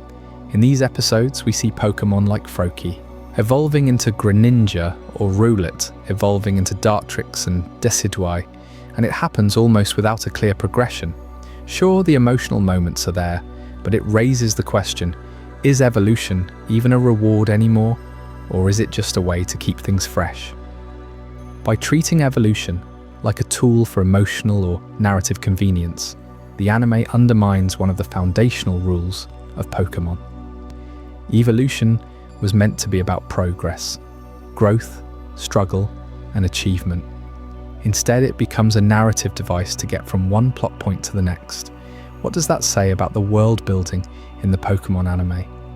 It leaves us questioning the value of evolution, which ironically used to be one of the most sacred rules in the franchise. But here's the thing, this is where the anime shines, in a weird way. It breaks its own rules to keep the story exciting, fresh, and unpredictable. We keep watching because the characters evolve, the relationships evolve, and the plot moves forward. But as fans, we can't ignore the fact that these breaks in the rules are often what makes the anime both frustrating and charming. Pokémon's universe isn't always about consistency. It's about the heart behind the journey, and sometimes that heart bends the rules to tell a better story. So, why does this matter? It matters because evolution, like the other rules we've explored in this series, was a foundation. When that foundation starts to crumble, we notice. We, as fans, begin to see the seams. And yet, despite all the inconsistencies, despite all the rule breaking, we still love Pokémon. Because at its core, the anime is about the journey, and sometimes that journey is more important than the rules that guide it. In the next chapter, we're going to dive into another set of broken rules, the Pokémon we're supposed to catch with our Pokéballs. You won't believe how the anime decides when and why certain captures work and when they don't. We're going deep, so stick with me. Trust me, this one's going to make you look at your Pokéballs in a whole new way. Alright trainers, buckle up, because we're about to tackle one of the most mind-bending inconsistencies in the Pokémon anime. The rules of catching Pokémon with Pokéballs. The concept of the Pokéball is so simple in the games, right? You weaken a Pokémon, throw the ball, and if it's a good match, you catch it. But in the anime, well, things get a little murky. Let's first revisit how the anime introduces the Pokéball concept. Ash gets his first Pokémon, Pikachu, and right away, we're given a glimpse of what the Pokéball is all about. Pikachu, being a rebellious little electric mouse, refuses to go inside the ball. This sets the tone for Ash's bond with his Pokémon. The Pokéball isn't just a tool for catching Pokémon, it's a representation of the relationship between a trainer and their Pokémon. So, right from the start, we're taught that a Pokéball represents more than just a simple method of capture. It's about trust. Now if we fast forward to the first time Ash catches a Pokémon, things seem to follow the logic of the games. In episode 3, Ash catches a Pokémon. He finally catches his first wild Pokémon, a Pidgeotto. The scene plays out pretty much how we expect. Ash weakens the Pidgeotto, with Pikachu's Thunderbolt, throws a Pokeball, and bam, he catches it. This right here is the moment the anime reinforces what we all understand. Weaken the Pokémon, throw the ball, and if everything aligns, catch. Seems straightforward, right? But then things start to get, well, complicated. The Pokeball logic starts to fray. The more you watch the show, the more you realize that the rules of capturing Pokémon are not always followed consistently. Sometimes it's like the Pokeball just works without reason, and other times it fails in the most inconvenient ways. This is where the confusion starts to set in. The impossible capture. Breaks. Let's talk about moments of impossible captures. Early in the anime, Ash is trying to catch his Pokémon using the typical methods. Weaken them in battle, throw a Pokeball, and hope for the best. This works fine in most cases. But then, we start seeing some situations where the Pokeballs either fail or should have worked, but for some reason, don't. Take the episode The Ultimate Test in the Johto region. Ash faces an incredibly difficult situation with the gym leader, and despite his Pokémon being weakened to the point where they should have been easy to catch, Ash doesn't use a single Pokeball. Instead, he just keeps battling. There's no logical explanation for why the Pokémon don't just get captured, but Ash still wins, which raises a big question. Why doesn't he just capture them? There's an inconsistency here that doesn't really align with the mechanics of the games. And this isn't just a one-time thing. Pikachu, time and time again, defeats powerful opponents, or even legendary Pokémon, but is never captured. Why? Because the plot says so, obviously, but in-game logic tells us otherwise. A fainted Pokémon? In the games, that's an easy catch, but in the anime, not so much. Plot-induced failures and successes. Then there are moments where Pokeballs fail for plot reasons. Think about Team Rocket's notorious attempts to capture Pikachu in the early seasons. There are multiple episodes where they use high-tech equipment, expensive traps, and sneaky plans, and yet Pikachu somehow always escapes.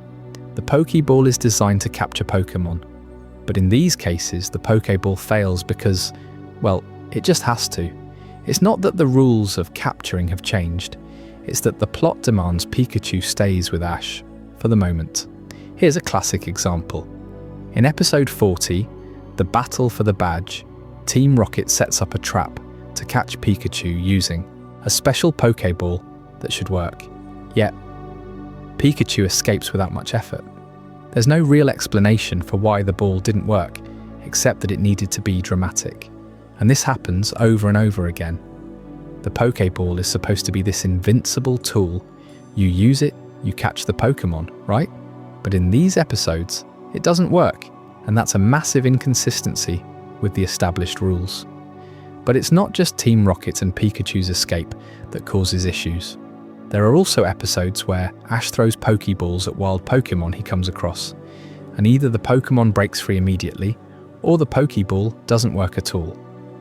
In the episode The Breeding Center Secret, Ash encounters a powerful wild Rhyhorn that he tries to catch with little success, even after battling it. So, why didn't the Pokeball work here? Was it just too powerful? Did the type advantage or disadvantage come into play? No, it just doesn't work because the plot demands it doesn't work. This creates an odd feeling for viewers because it's breaking the established logic of how capturing should happen. The most glaring example of this is when Ash tries to catch a legendary Pokémon, like the legendary birds in the Kanto and Johto arcs. These Pokémon are supposed to be rare, nearly impossible to catch, and have massive plot armor. But what about all the other Pokémon that, in theory, should be just as catchable by the same method? It creates a situation where the rules of capture seem to change from one episode to the next. The Pokeball seems to either work perfectly or not work at all depending on the story at hand. Inconsistencies. Across regions? Then we see that these inconsistencies don't just apply to Kanto or Johto. They continue across different regions from Hoenn to Sinnoh, and even as far as Alola and Galar. The basic rule of how to catch a Pokémon, established in the first season, starts to get stretched. In the Sinnoh region, Ash and his friends come across Pokémon, like the legendary Dialga and Palkia, Pokémon that by all rights should be uncatchable without major plot alterations. Yet Ash and the gang manage to interact with them, even get some information from them, and get this, they don't even attempt to capture them. Why not? Because the anime follows its own rulebook when it suits the narrative.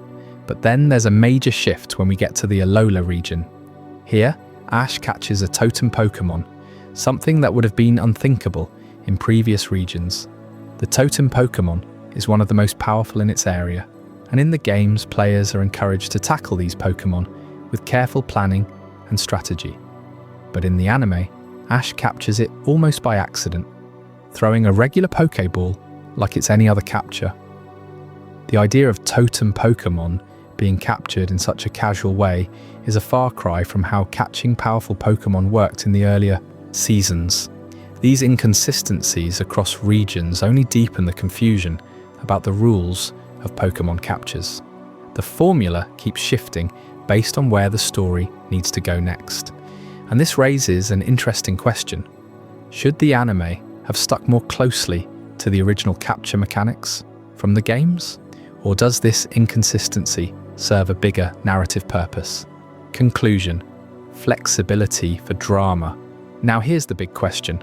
Why does the anime keep bending the rules of capturing Pokémon? It all comes down to drama.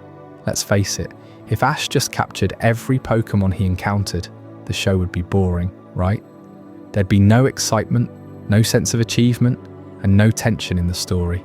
The unpredictability of whether or not a Pokéball will work is an element of suspense that keeps things interesting. However, this creates problems for fans who are looking for consistency. Ultimately, the capture rules are flexible because the story demands it. Pokémon battles in the anime are less about consistency with the games and more about emotional highs, narrative progression, and character growth. The truth is that Pokéballs work when the story needs them to, and they fail when the plot calls for it. That means, while they serve as a useful tool, they also serve as a narrative device, often manipulated for drama and spectacle. Sure, the inconsistency might frustrate hardcore fans who want the anime to follow the same rules as the games, but the flexibility with the Pokéballs allows the show to remain dynamic and exciting. It's not about creating a realistic world, it's about telling a story that's full of surprises, ups and downs, and yes, the occasional rule break. In the next chapter, we'll explore another set of inconsistencies, type advantages and immunities. You won't believe how the anime bends the basic rules of type matchups, often throwing the type chart out the window for the sake of dramatic storytelling. Trust me, this one's going to get wild. All right, trainers, let's dive into one of the most crucial, yet most often bent, aspects of the Pokémon anime, type matchups and immunities.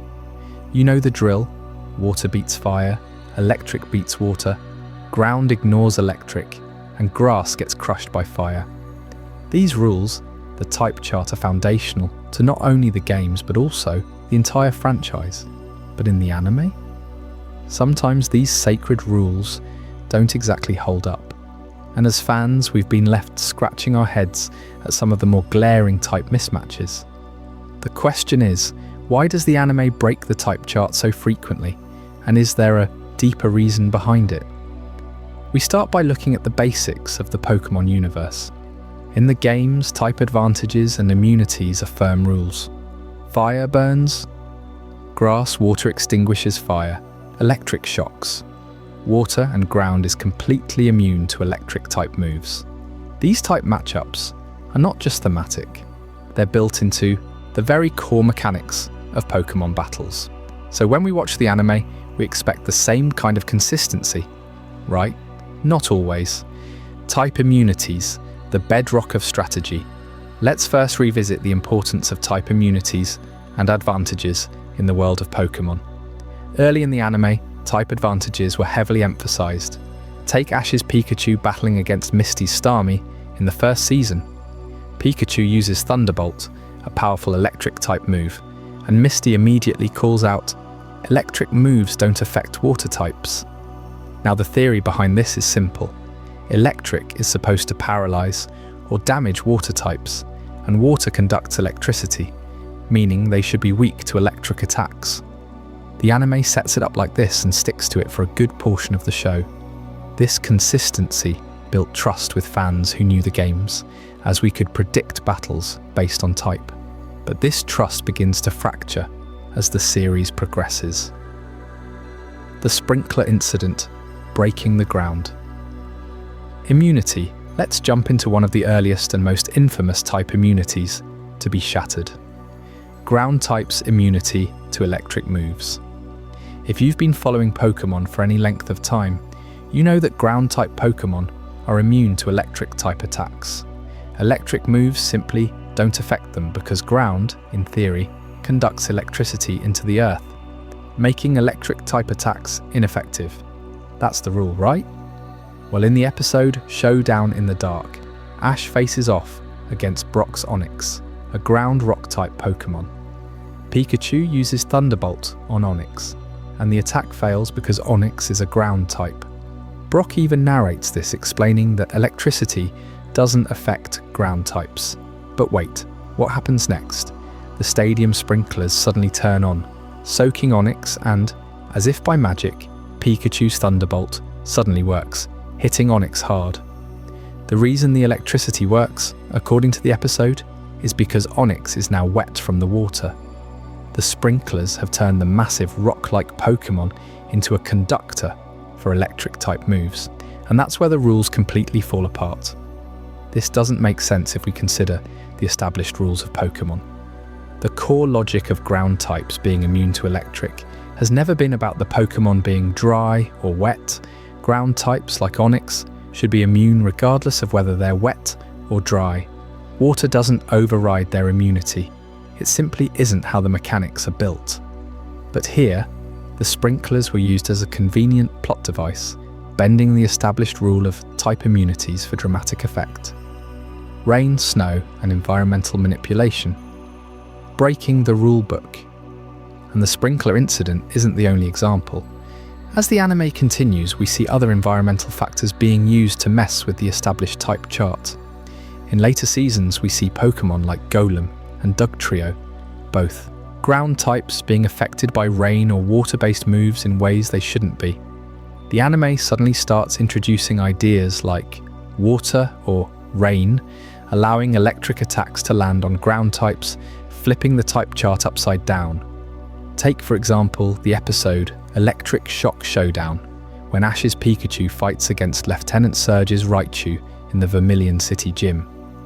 Surge's Raichu is an electric type, and we're told throughout the battle that electric moves are normally used to attack water and flying types, right? But then, the anime introduces an odd scenario. Pikachu gets doused by water, and suddenly it becomes a conduit for its electric type powers. It doesn't make sense from a logical perspective. But the rule break here is used to add a dramatic twist. Again, the plot here uses water as a strategic advantage, but it breaks the fundamental understanding of how type interactions work. In reality, Pikachu's electric-type moves should be ineffective against ground types even in the rain, but the writers bend the rules for dramatic moments. These type immunities should be stable across environments, but the anime bends them for storytelling. So why does the anime do this? Well, it's for the sake of drama. What if Pikachu couldn't defeat Onix in the first gym without the sprinklers? What if the battle in the Viridian Forest was a direct representation of the game's rules? Would it have been as exciting? Probably not. The sprinklers gave Ash a quick out for a win, and it added an element of surprise. But what happened here is that the writers took a liberty with the established mechanics to allow the characters to win through an unexpected solution, and they've been doing that ever since. The big one. Charizard and Articuno. Let's dive into the most egregious rule break of all time. The Charizard versus Articuno battle. Now this might just be one of the most iconic yet head-scratching moments in the history of Pokémon.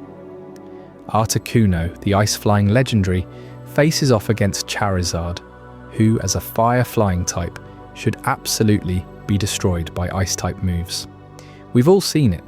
Articuno blasts Charizard with a powerful Blizzard attack. In theory, Charizard, being a fire-flying type, should have taken quadruple damage from the ice-type move. In fact, the type chart says that Charizard should have been defeated with a single hit. But what happens in the anime? Charizard shakes off the attacks like they're nothing. It tanks blizzard after blizzard, like a tank shrugging off bullets, completely ignoring the fact that ice moves are quadruple effective against fire-flying types. How does this even happen? Well, this is a case of anime logic over game mechanics. The rules of type effectiveness are sacrificed in favour of one thing: Charizard's epic triumph. The anime decided that Charizard was going to win this fight, and the type chart be damned. Charizard survives, and even comes back stronger. But in terms of world building and respect for the established Pokémon rules, this moment is a glaring inconsistency. Charizard should have been wiped out by Articuno's attacks. There's no getting around that. Why does this keep happening? So what's the deal with all these breaks in type logic? Is it bad writing? Or is it a deliberate choice for the sake of the show? Well, the reality is that the writers of the anime often use type mismatches to create moments of excitement and tension. Sometimes, the anime feels like it needs a battle to end in a surprising way, to showcase the protagonist's growth or the power of teamwork. In these cases, bending or breaking type advantages becomes a plot device, a way to make the story feel more unpredictable. This, of course, isn't new. In many TV shows or movies, the rules get bent to create more dramatic moments. The anime, however, has a special relationship with its audience, fans who know the games inside out, who understand that type advantages are the foundation of any good Pokémon battle. So when these rules are violated, it stings a little more. Fans of the games are used to type-based strategies, and to see that strategy disregarded for the sake of plot convenience is both frustrating and entertaining at the same time. Conclusion: breaking the rules for the sake of drama. Ultimately, the inconsistency with type matchups in the Pokémon anime is a narrative choice, designed to enhance the story, create exciting moments, and keep viewers on their toes. The anime doesn't have the same rigid structure as the games, where type advantages are law and cannot be ignored. In the world of Pokémon, the type chart is more like a guideline, a tool that can be twisted and turned to fit whatever dramatic moment the writers need. It's a little chaotic, sure, but it's also part of what makes the anime so enjoyable. We watch to see our favourite Pokémon battle, to see them overcome odds that seem impossible, and to be amazed by those surprise twists. Does it always make sense? Not exactly. But that's the charm of the show. Pokémon isn't always about following the rules. It's about the thrill of the battle, the unexpected victories, and, of course, the heartwarming moments of teamwork. So next time you watch a Pokémon battle where the type chart seems to be completely ignored, just remember, it's probably for the sake of the story. And honestly, who doesn't love a good plot twist? In the next chapter, we'll tackle legendary Pokémon and how they've evolved from being nearly unbeatable titans to sometimes getting taken down by mere mortals like Ash's Pikachu. You won't believe some of the rule-breaking moments we've got lined up. Alright, trainers, get ready for a deep dive into one of the most sacred pillars of the Pokémon universe, legendary Pokémon. These beings are often portrayed as the gods of the Pokémon world. They're rare, they're powerful, and they're practically unbeatable, right? Well, that's what the games tell us. They're the epitome of Pokémon strength. Beasts like Mewtwo, Rayquaza, Lugia, and the legendary bird trio. But in the anime? Not so much. Suddenly these Pokémon that are supposed to be unstoppable titans of the Pokémon world are getting beat by Ash's Pikachu? Wait, what? The portrayal of legendary Pokémon has changed a lot over the years in the anime. While they're still revered and respected as powerful Pokémon, the anime has played fast and loose with their power scaling, often bending the rules to make the story more exciting or to allow Ash and his team to have a fighting chance. But did the anime sacrifice the integrity of legendary Pokémon's power to create a more dramatic story? The rise of legendary Pokémon. Let's start at the very beginning. The anime introduced legendary Pokémon early on, and when they did, these creatures were presented as otherworldly, almost unbeatable. Take Mewtwo, for example. The first time we meet Mewtwo is in the movie Pokémon the First Movie, Mewtwo Strikes Back. Mewtwo is portrayed as a genetically engineered super Pokémon with abilities that go far beyond anything we've seen before. It's faster than almost any Pokémon, stronger than most, and can even destroy entire cities with its psychic powers. In the movie, Mewtwo single-handedly takes on Ash and the rest of the trainers, displaying its raw power. But more importantly, the movie paints Mewtwo as an entity that's practically untouchable. It's a true legendary, one that can only be defeated by an unexpected and emotionally charged moment, not by typical Pokémon battle mechanics. Now that's the expectation we, as viewers, had for all legendary Pokémon. They're the big bosses, the Pokémon you can't just catch with a Pokéball or defeat without a major struggle. And yet, the anime often finds ways to show these Pokémon as more fallible than the games would have you believe. This creates a huge inconsistency, especially for those fans who came into the anime with a strong understanding of the game's rules. The Pikachu effect. Breaking legendary power scaling. Let's talk about Pikachu. Yes, our beloved electric mouse. Pikachu, for most of the anime, is presented as an underdog. It starts the journey weak, unable to defeat even the simplest of opponents in the early Kanto episodes. But something strange happens as the series progresses. Pikachu's power escalates dramatically, and eventually it's able to take down some of the most powerful Pokémon in existence, legendaries like Latios and Deoxys. Take the battle between Pikachu and Latios in the Advanced Generation arc. Latios, the legendary Eon Pokémon, is built up to be incredibly fast, capable of warping space and time. It's described as being faster than light, and its psychic powers allow it to outmaneuver almost anything in its path. In the games, Latios is an absolute powerhouse, with base stats that make it a formidable foe. Yet in the anime, Pikachu takes it down with a combination of sheer willpower and electric attacks. This isn't a team effort, this is Pikachu, a single unevolved Pokémon, defeating a godlike legendary. When Pikachu defeats Latios in that battle, it shatters the established power scaling. Pikachu is strong, yes, but Latios should have been practically unbeatable by any regular Pokémon. And yet, there's Pikachu, standing victorious.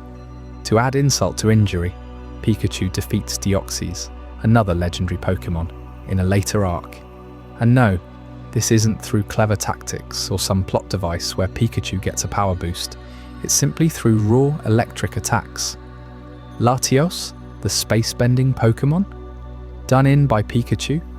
Deoxys, the virus-like world-shattering force of nature. Pikachu beats it. How does this even happen? Is it just for dramatic flair, or are the writers playing fast and loose with the idea of what a legendary Pokémon really is? Why does this keep happening? This is where we start to get into the real heart of the issue. The anime's treatment of legendary Pokémon doesn't always follow the rules established in the games. The legendary Pokémon are often given significant plot armor in the games. They are rare, powerful, and typically treated as endgame material. But in the anime, the writers often bend and break the rules for the sake of drama and storytelling. Why does Pikachu take down Latios? Why does it defeat Deoxys? Because Pikachu is Ash's partner, and the anime is all about pushing the narrative of friendship and personal growth. The anime often prioritizes the underdog triumphing over the established hierarchy.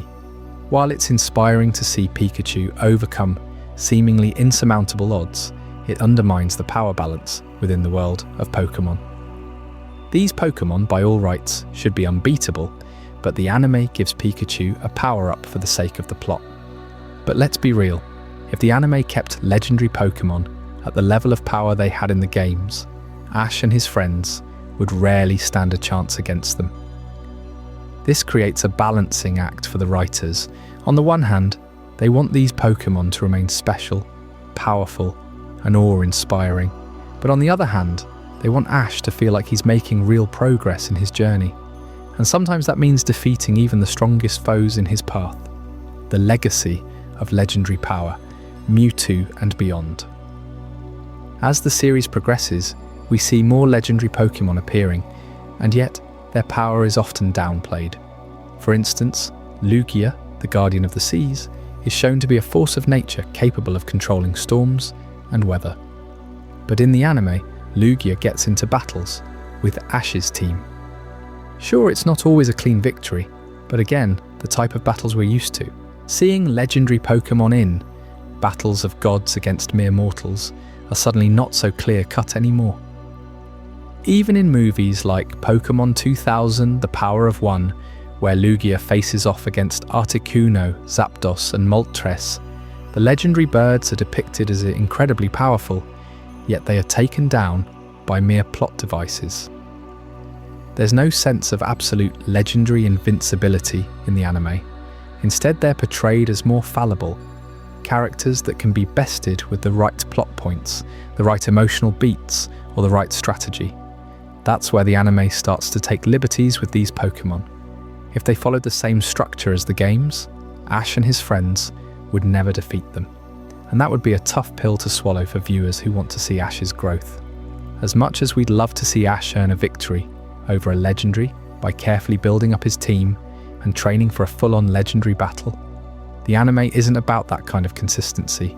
Instead, it's about spectacle, heart, and emotional payoff, even if that means breaking down the power scaling of legendary Pokémon. Conclusion: breaking the legendary mold. At the end of the day, the Pokémon anime breaks the rules of legendary power because it serves the story. The legendary Pokémon in the anime are often portrayed as larger-than-life beings, but they aren't immune to defeat.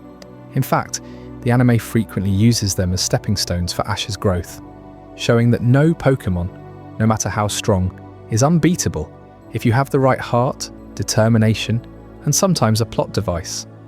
Is it a flaw? Well, it depends on how you look at it. On one hand, these moments diminish the mystique of legendary Pokémon, making them feel less special. On the other hand, the anime is designed for kids, and it prioritizes Ash's journey and his ability to overcome the odds over the consistent portrayal of legendary power. Pikachu's victories over Latios and Deoxys serve as powerful moments of triumph, but they also reveal a pattern where legendary Pokémon, no matter how awe-inspiring, are ultimately bendable to the narrative at hand. In the end, it's the unpredictability, the emotional stakes, and the heart of the Pokémon anime that make it stand out. The story of Ash and Pikachu is about growth, friendship, and triumph, and sometimes that means taking down the unthinkable. But as we move forward in the series, we'll see how the treatment of these powerful creatures evolves further, and whether they regain some of their lost mystique or continue to serve as narrative tools. One thing's for sure, legendary Pokémon may not always stay undefeated, but they sure keep us guessing. In the next chapter, we're going to explore the resets of Pikachu's power, where we'll uncover how Ash's trusty sidekick has gone from god-slaying hero to struggling underdog in a matter of regions. You won't want to miss how the anime completely disregards its own logic when it comes to Pikachu's power scaling. Stay tuned. Alright trainers, if you've been following along so far, you know the drill. Every time Pikachu faces a legendary Pokémon, it somehow emerges victorious. Whether it's Latios or Deoxys, Pikachu has taken down some of the strongest and most intimidating creatures in the Pokémon universe. The little electric mouse seems to defy the odds time and time again, right? It seems like Pikachu could take on anything, maybe even Groudon or Rayquaza, if given the chance. But hold on, because there's a twist. Pikachu's strength isn't as consistent as it seems. If you've been watching the anime long enough, you've probably noticed something strange happening with Pikachu's power level. 1 minute, Pikachu is dominating gym battles, taking down legendaries, and holding its own against the toughest of foes. The next minute, Pikachu struggling against Wild Beedrill and Wild Tailo. Wait, what? How is that even possible? Pikachu's power resets, and not once, but multiple times throughout the series. What's going on here? Did Pikachu forget how to battle?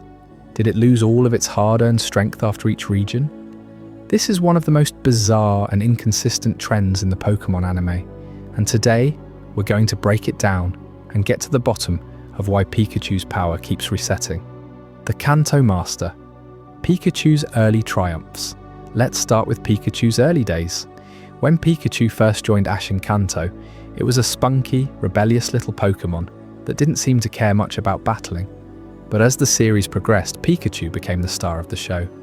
It started to rack up some serious victories, and Pikachu's power level quickly escalated. Remember those early gym battles? Pikachu took down powerful Pokémon like Misty's Starmie, Brock's Onix, and Lieutenant Surge's Raichu. And let's not forget the moment that really solidified Pikachu's early dominance, the Indigo League. Pikachu fought through the Indigo Plateau, taking down seasoned trainers' Pokémon, including a fight against Giovanni's Rhydon in the finals. Pikachu was an absolute powerhouse.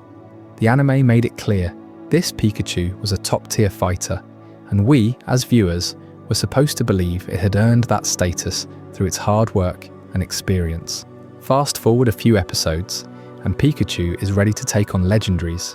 It's already a battle-hardened, top-tier powerhouse. It feels like Pikachu is unstoppable. But something happens as the series moves on. Pikachu starts to hit the reset button, the power scaling gets wobbly, and Pikachu's consistency begins to fall apart. The Great Power Reset. Pikachu's struggle in Johto. By the time Ash and Pikachu enter the Johto region, things start to get strange. Pikachu, who once seemed like an elite Pokémon, suddenly struggles against basic wild Pokémon. In episode 118, Good Quill Hunting, Pikachu faces a wild Heracross and loses the fight. Wait, hold on. This is the same Pikachu that took down Mewtwo and Raichu, and now it's struggling against a wild Heracross, a relatively average Pokémon? This isn't a one-time issue. Pikachu keeps struggling throughout the Johto saga. In the World Cup, Pikachu finds itself in a difficult battle against water types, which it should theoretically have an advantage over, and yet it falters.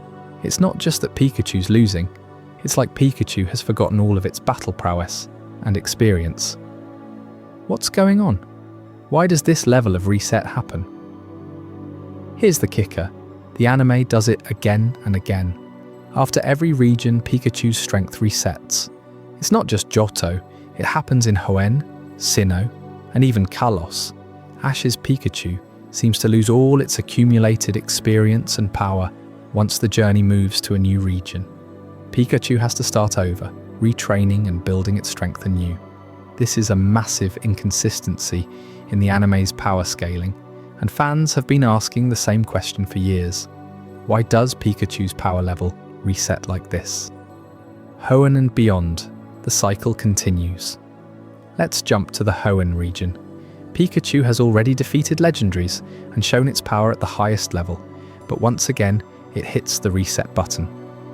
After the Orange Islands arc, Pikachu enters the Hoenn region and struggles against basic wild Pokémon, including a wild Tylo, which is a relatively weak flying type. You can feel the frustration coming through the screen. Pikachu, this mighty warrior, losing to a random wild bird? It doesn't make sense. The anime even tries to justify Pikachu's weaker state by giving it a new training arc, as if it somehow forgot everything it's learned so far. This trend continues region after region. In Sinnoh, Pikachu's power is reset once again. Even though Pikachu has fought legendary foes in the past, here it struggles against Dawn's Piplup and other early-tier Pokémon. After defeating powerhouses like Latios, Deoxys, and Registry, Pikachu can't seem to hold its own against relatively weaker Pokémon. This reset is perplexing. Why is Pikachu, the hero of multiple regions, suddenly the underdog in every new region it enters? This constant resetting creates a real problem for fans of the show. it cheapens the victories Pikachu has earned. What's the point of following Ash and Pikachu's journey if every time they travel to a new region, Pikachu's growth seems to disappear? Each new region brings a new beginning, and Pikachu starts over, like it's forgotten its legendary battles and powerful victories. This feels frustrating for viewers who expect some form of progression and consistency. The explanation? Plot convenience or deliberate choice? So why does this happen? Why does Pikachu keep getting reset? The truth is that the anime's writers use this reset for plot convenience. It's a narrative tool that lets Ash and Pikachu experience growth all over again, with every new region, gym battle, or new rival. This reset also lets the show explore new dynamics in each region. Pikachu's power fluctuations allow for new training arcs, new rivalries, and new challenges for Ash to face. If Pikachu kept the same level of strength from region to region, the challenges wouldn't be as exciting. Imagine if Pikachu was always at the peak of its power. It would make every battle feel easy and predictable. The writers likely use these resets to add drama and excitement, giving Ash a chance to prove his growth, even if it means undermining the consistency of Pikachu's power. Another reason for the reset is the nature of the show itself. Pokémon is about the journey, not necessarily about the consistency of power scaling. Each new region offers a fresh start for both Ash and Pikachu. The reset serves a thematic purpose.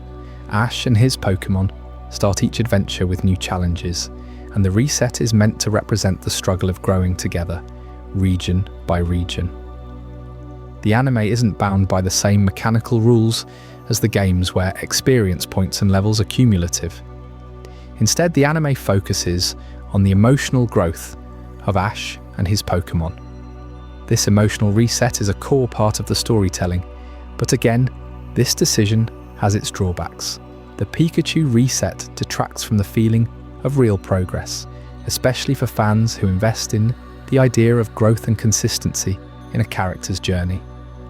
When Pikachu struggles in each new region, it undermines the victories of the past and gives the impression that all the hard work and victories were for nothing. The conclusion: why Pikachu's struggle is inevitable. So why does Pikachu always end up struggling? Why is it constantly reset to square one with every new season? Ultimately, it's a narrative choice designed to keep the show fresh and unpredictable. But does it work? For some fans, it's frustrating, as it feels like the writers are simply pulling the rug out from under Pikachu's power to create drama. For others, it's an endearing part of the series that reinforces the idea that growth is a constant process, one that Ash and Pikachu have to go through again and again. It's clear that Pikachu's power resets are a deliberate narrative device to keep the story moving forward and ensure there's always room for new challenges. But that doesn't mean the resets aren't frustrating. For longtime fans, Pikachu's consistent struggles in each new region can sometimes feel like a cheap plot device, undermining the victories it has earned. But despite the resets, we keep coming back to watch Ash and Pikachu's journey, hoping to see the underdog triumph once again. After all, Pikachu's power, just like its bond with Ash, is a symbol of their growth. No matter how many times it resets, the journey may be a cycle, but it's the heart behind the battles that keeps us hooked. In the next chapter, we'll explore the wild fan backlash these power resets caused and dive into some of the most outrageous theories fans have come up with to explain why Pikachu's power resets. Trust me, some of these theories are going to blow your mind. Stay tuned.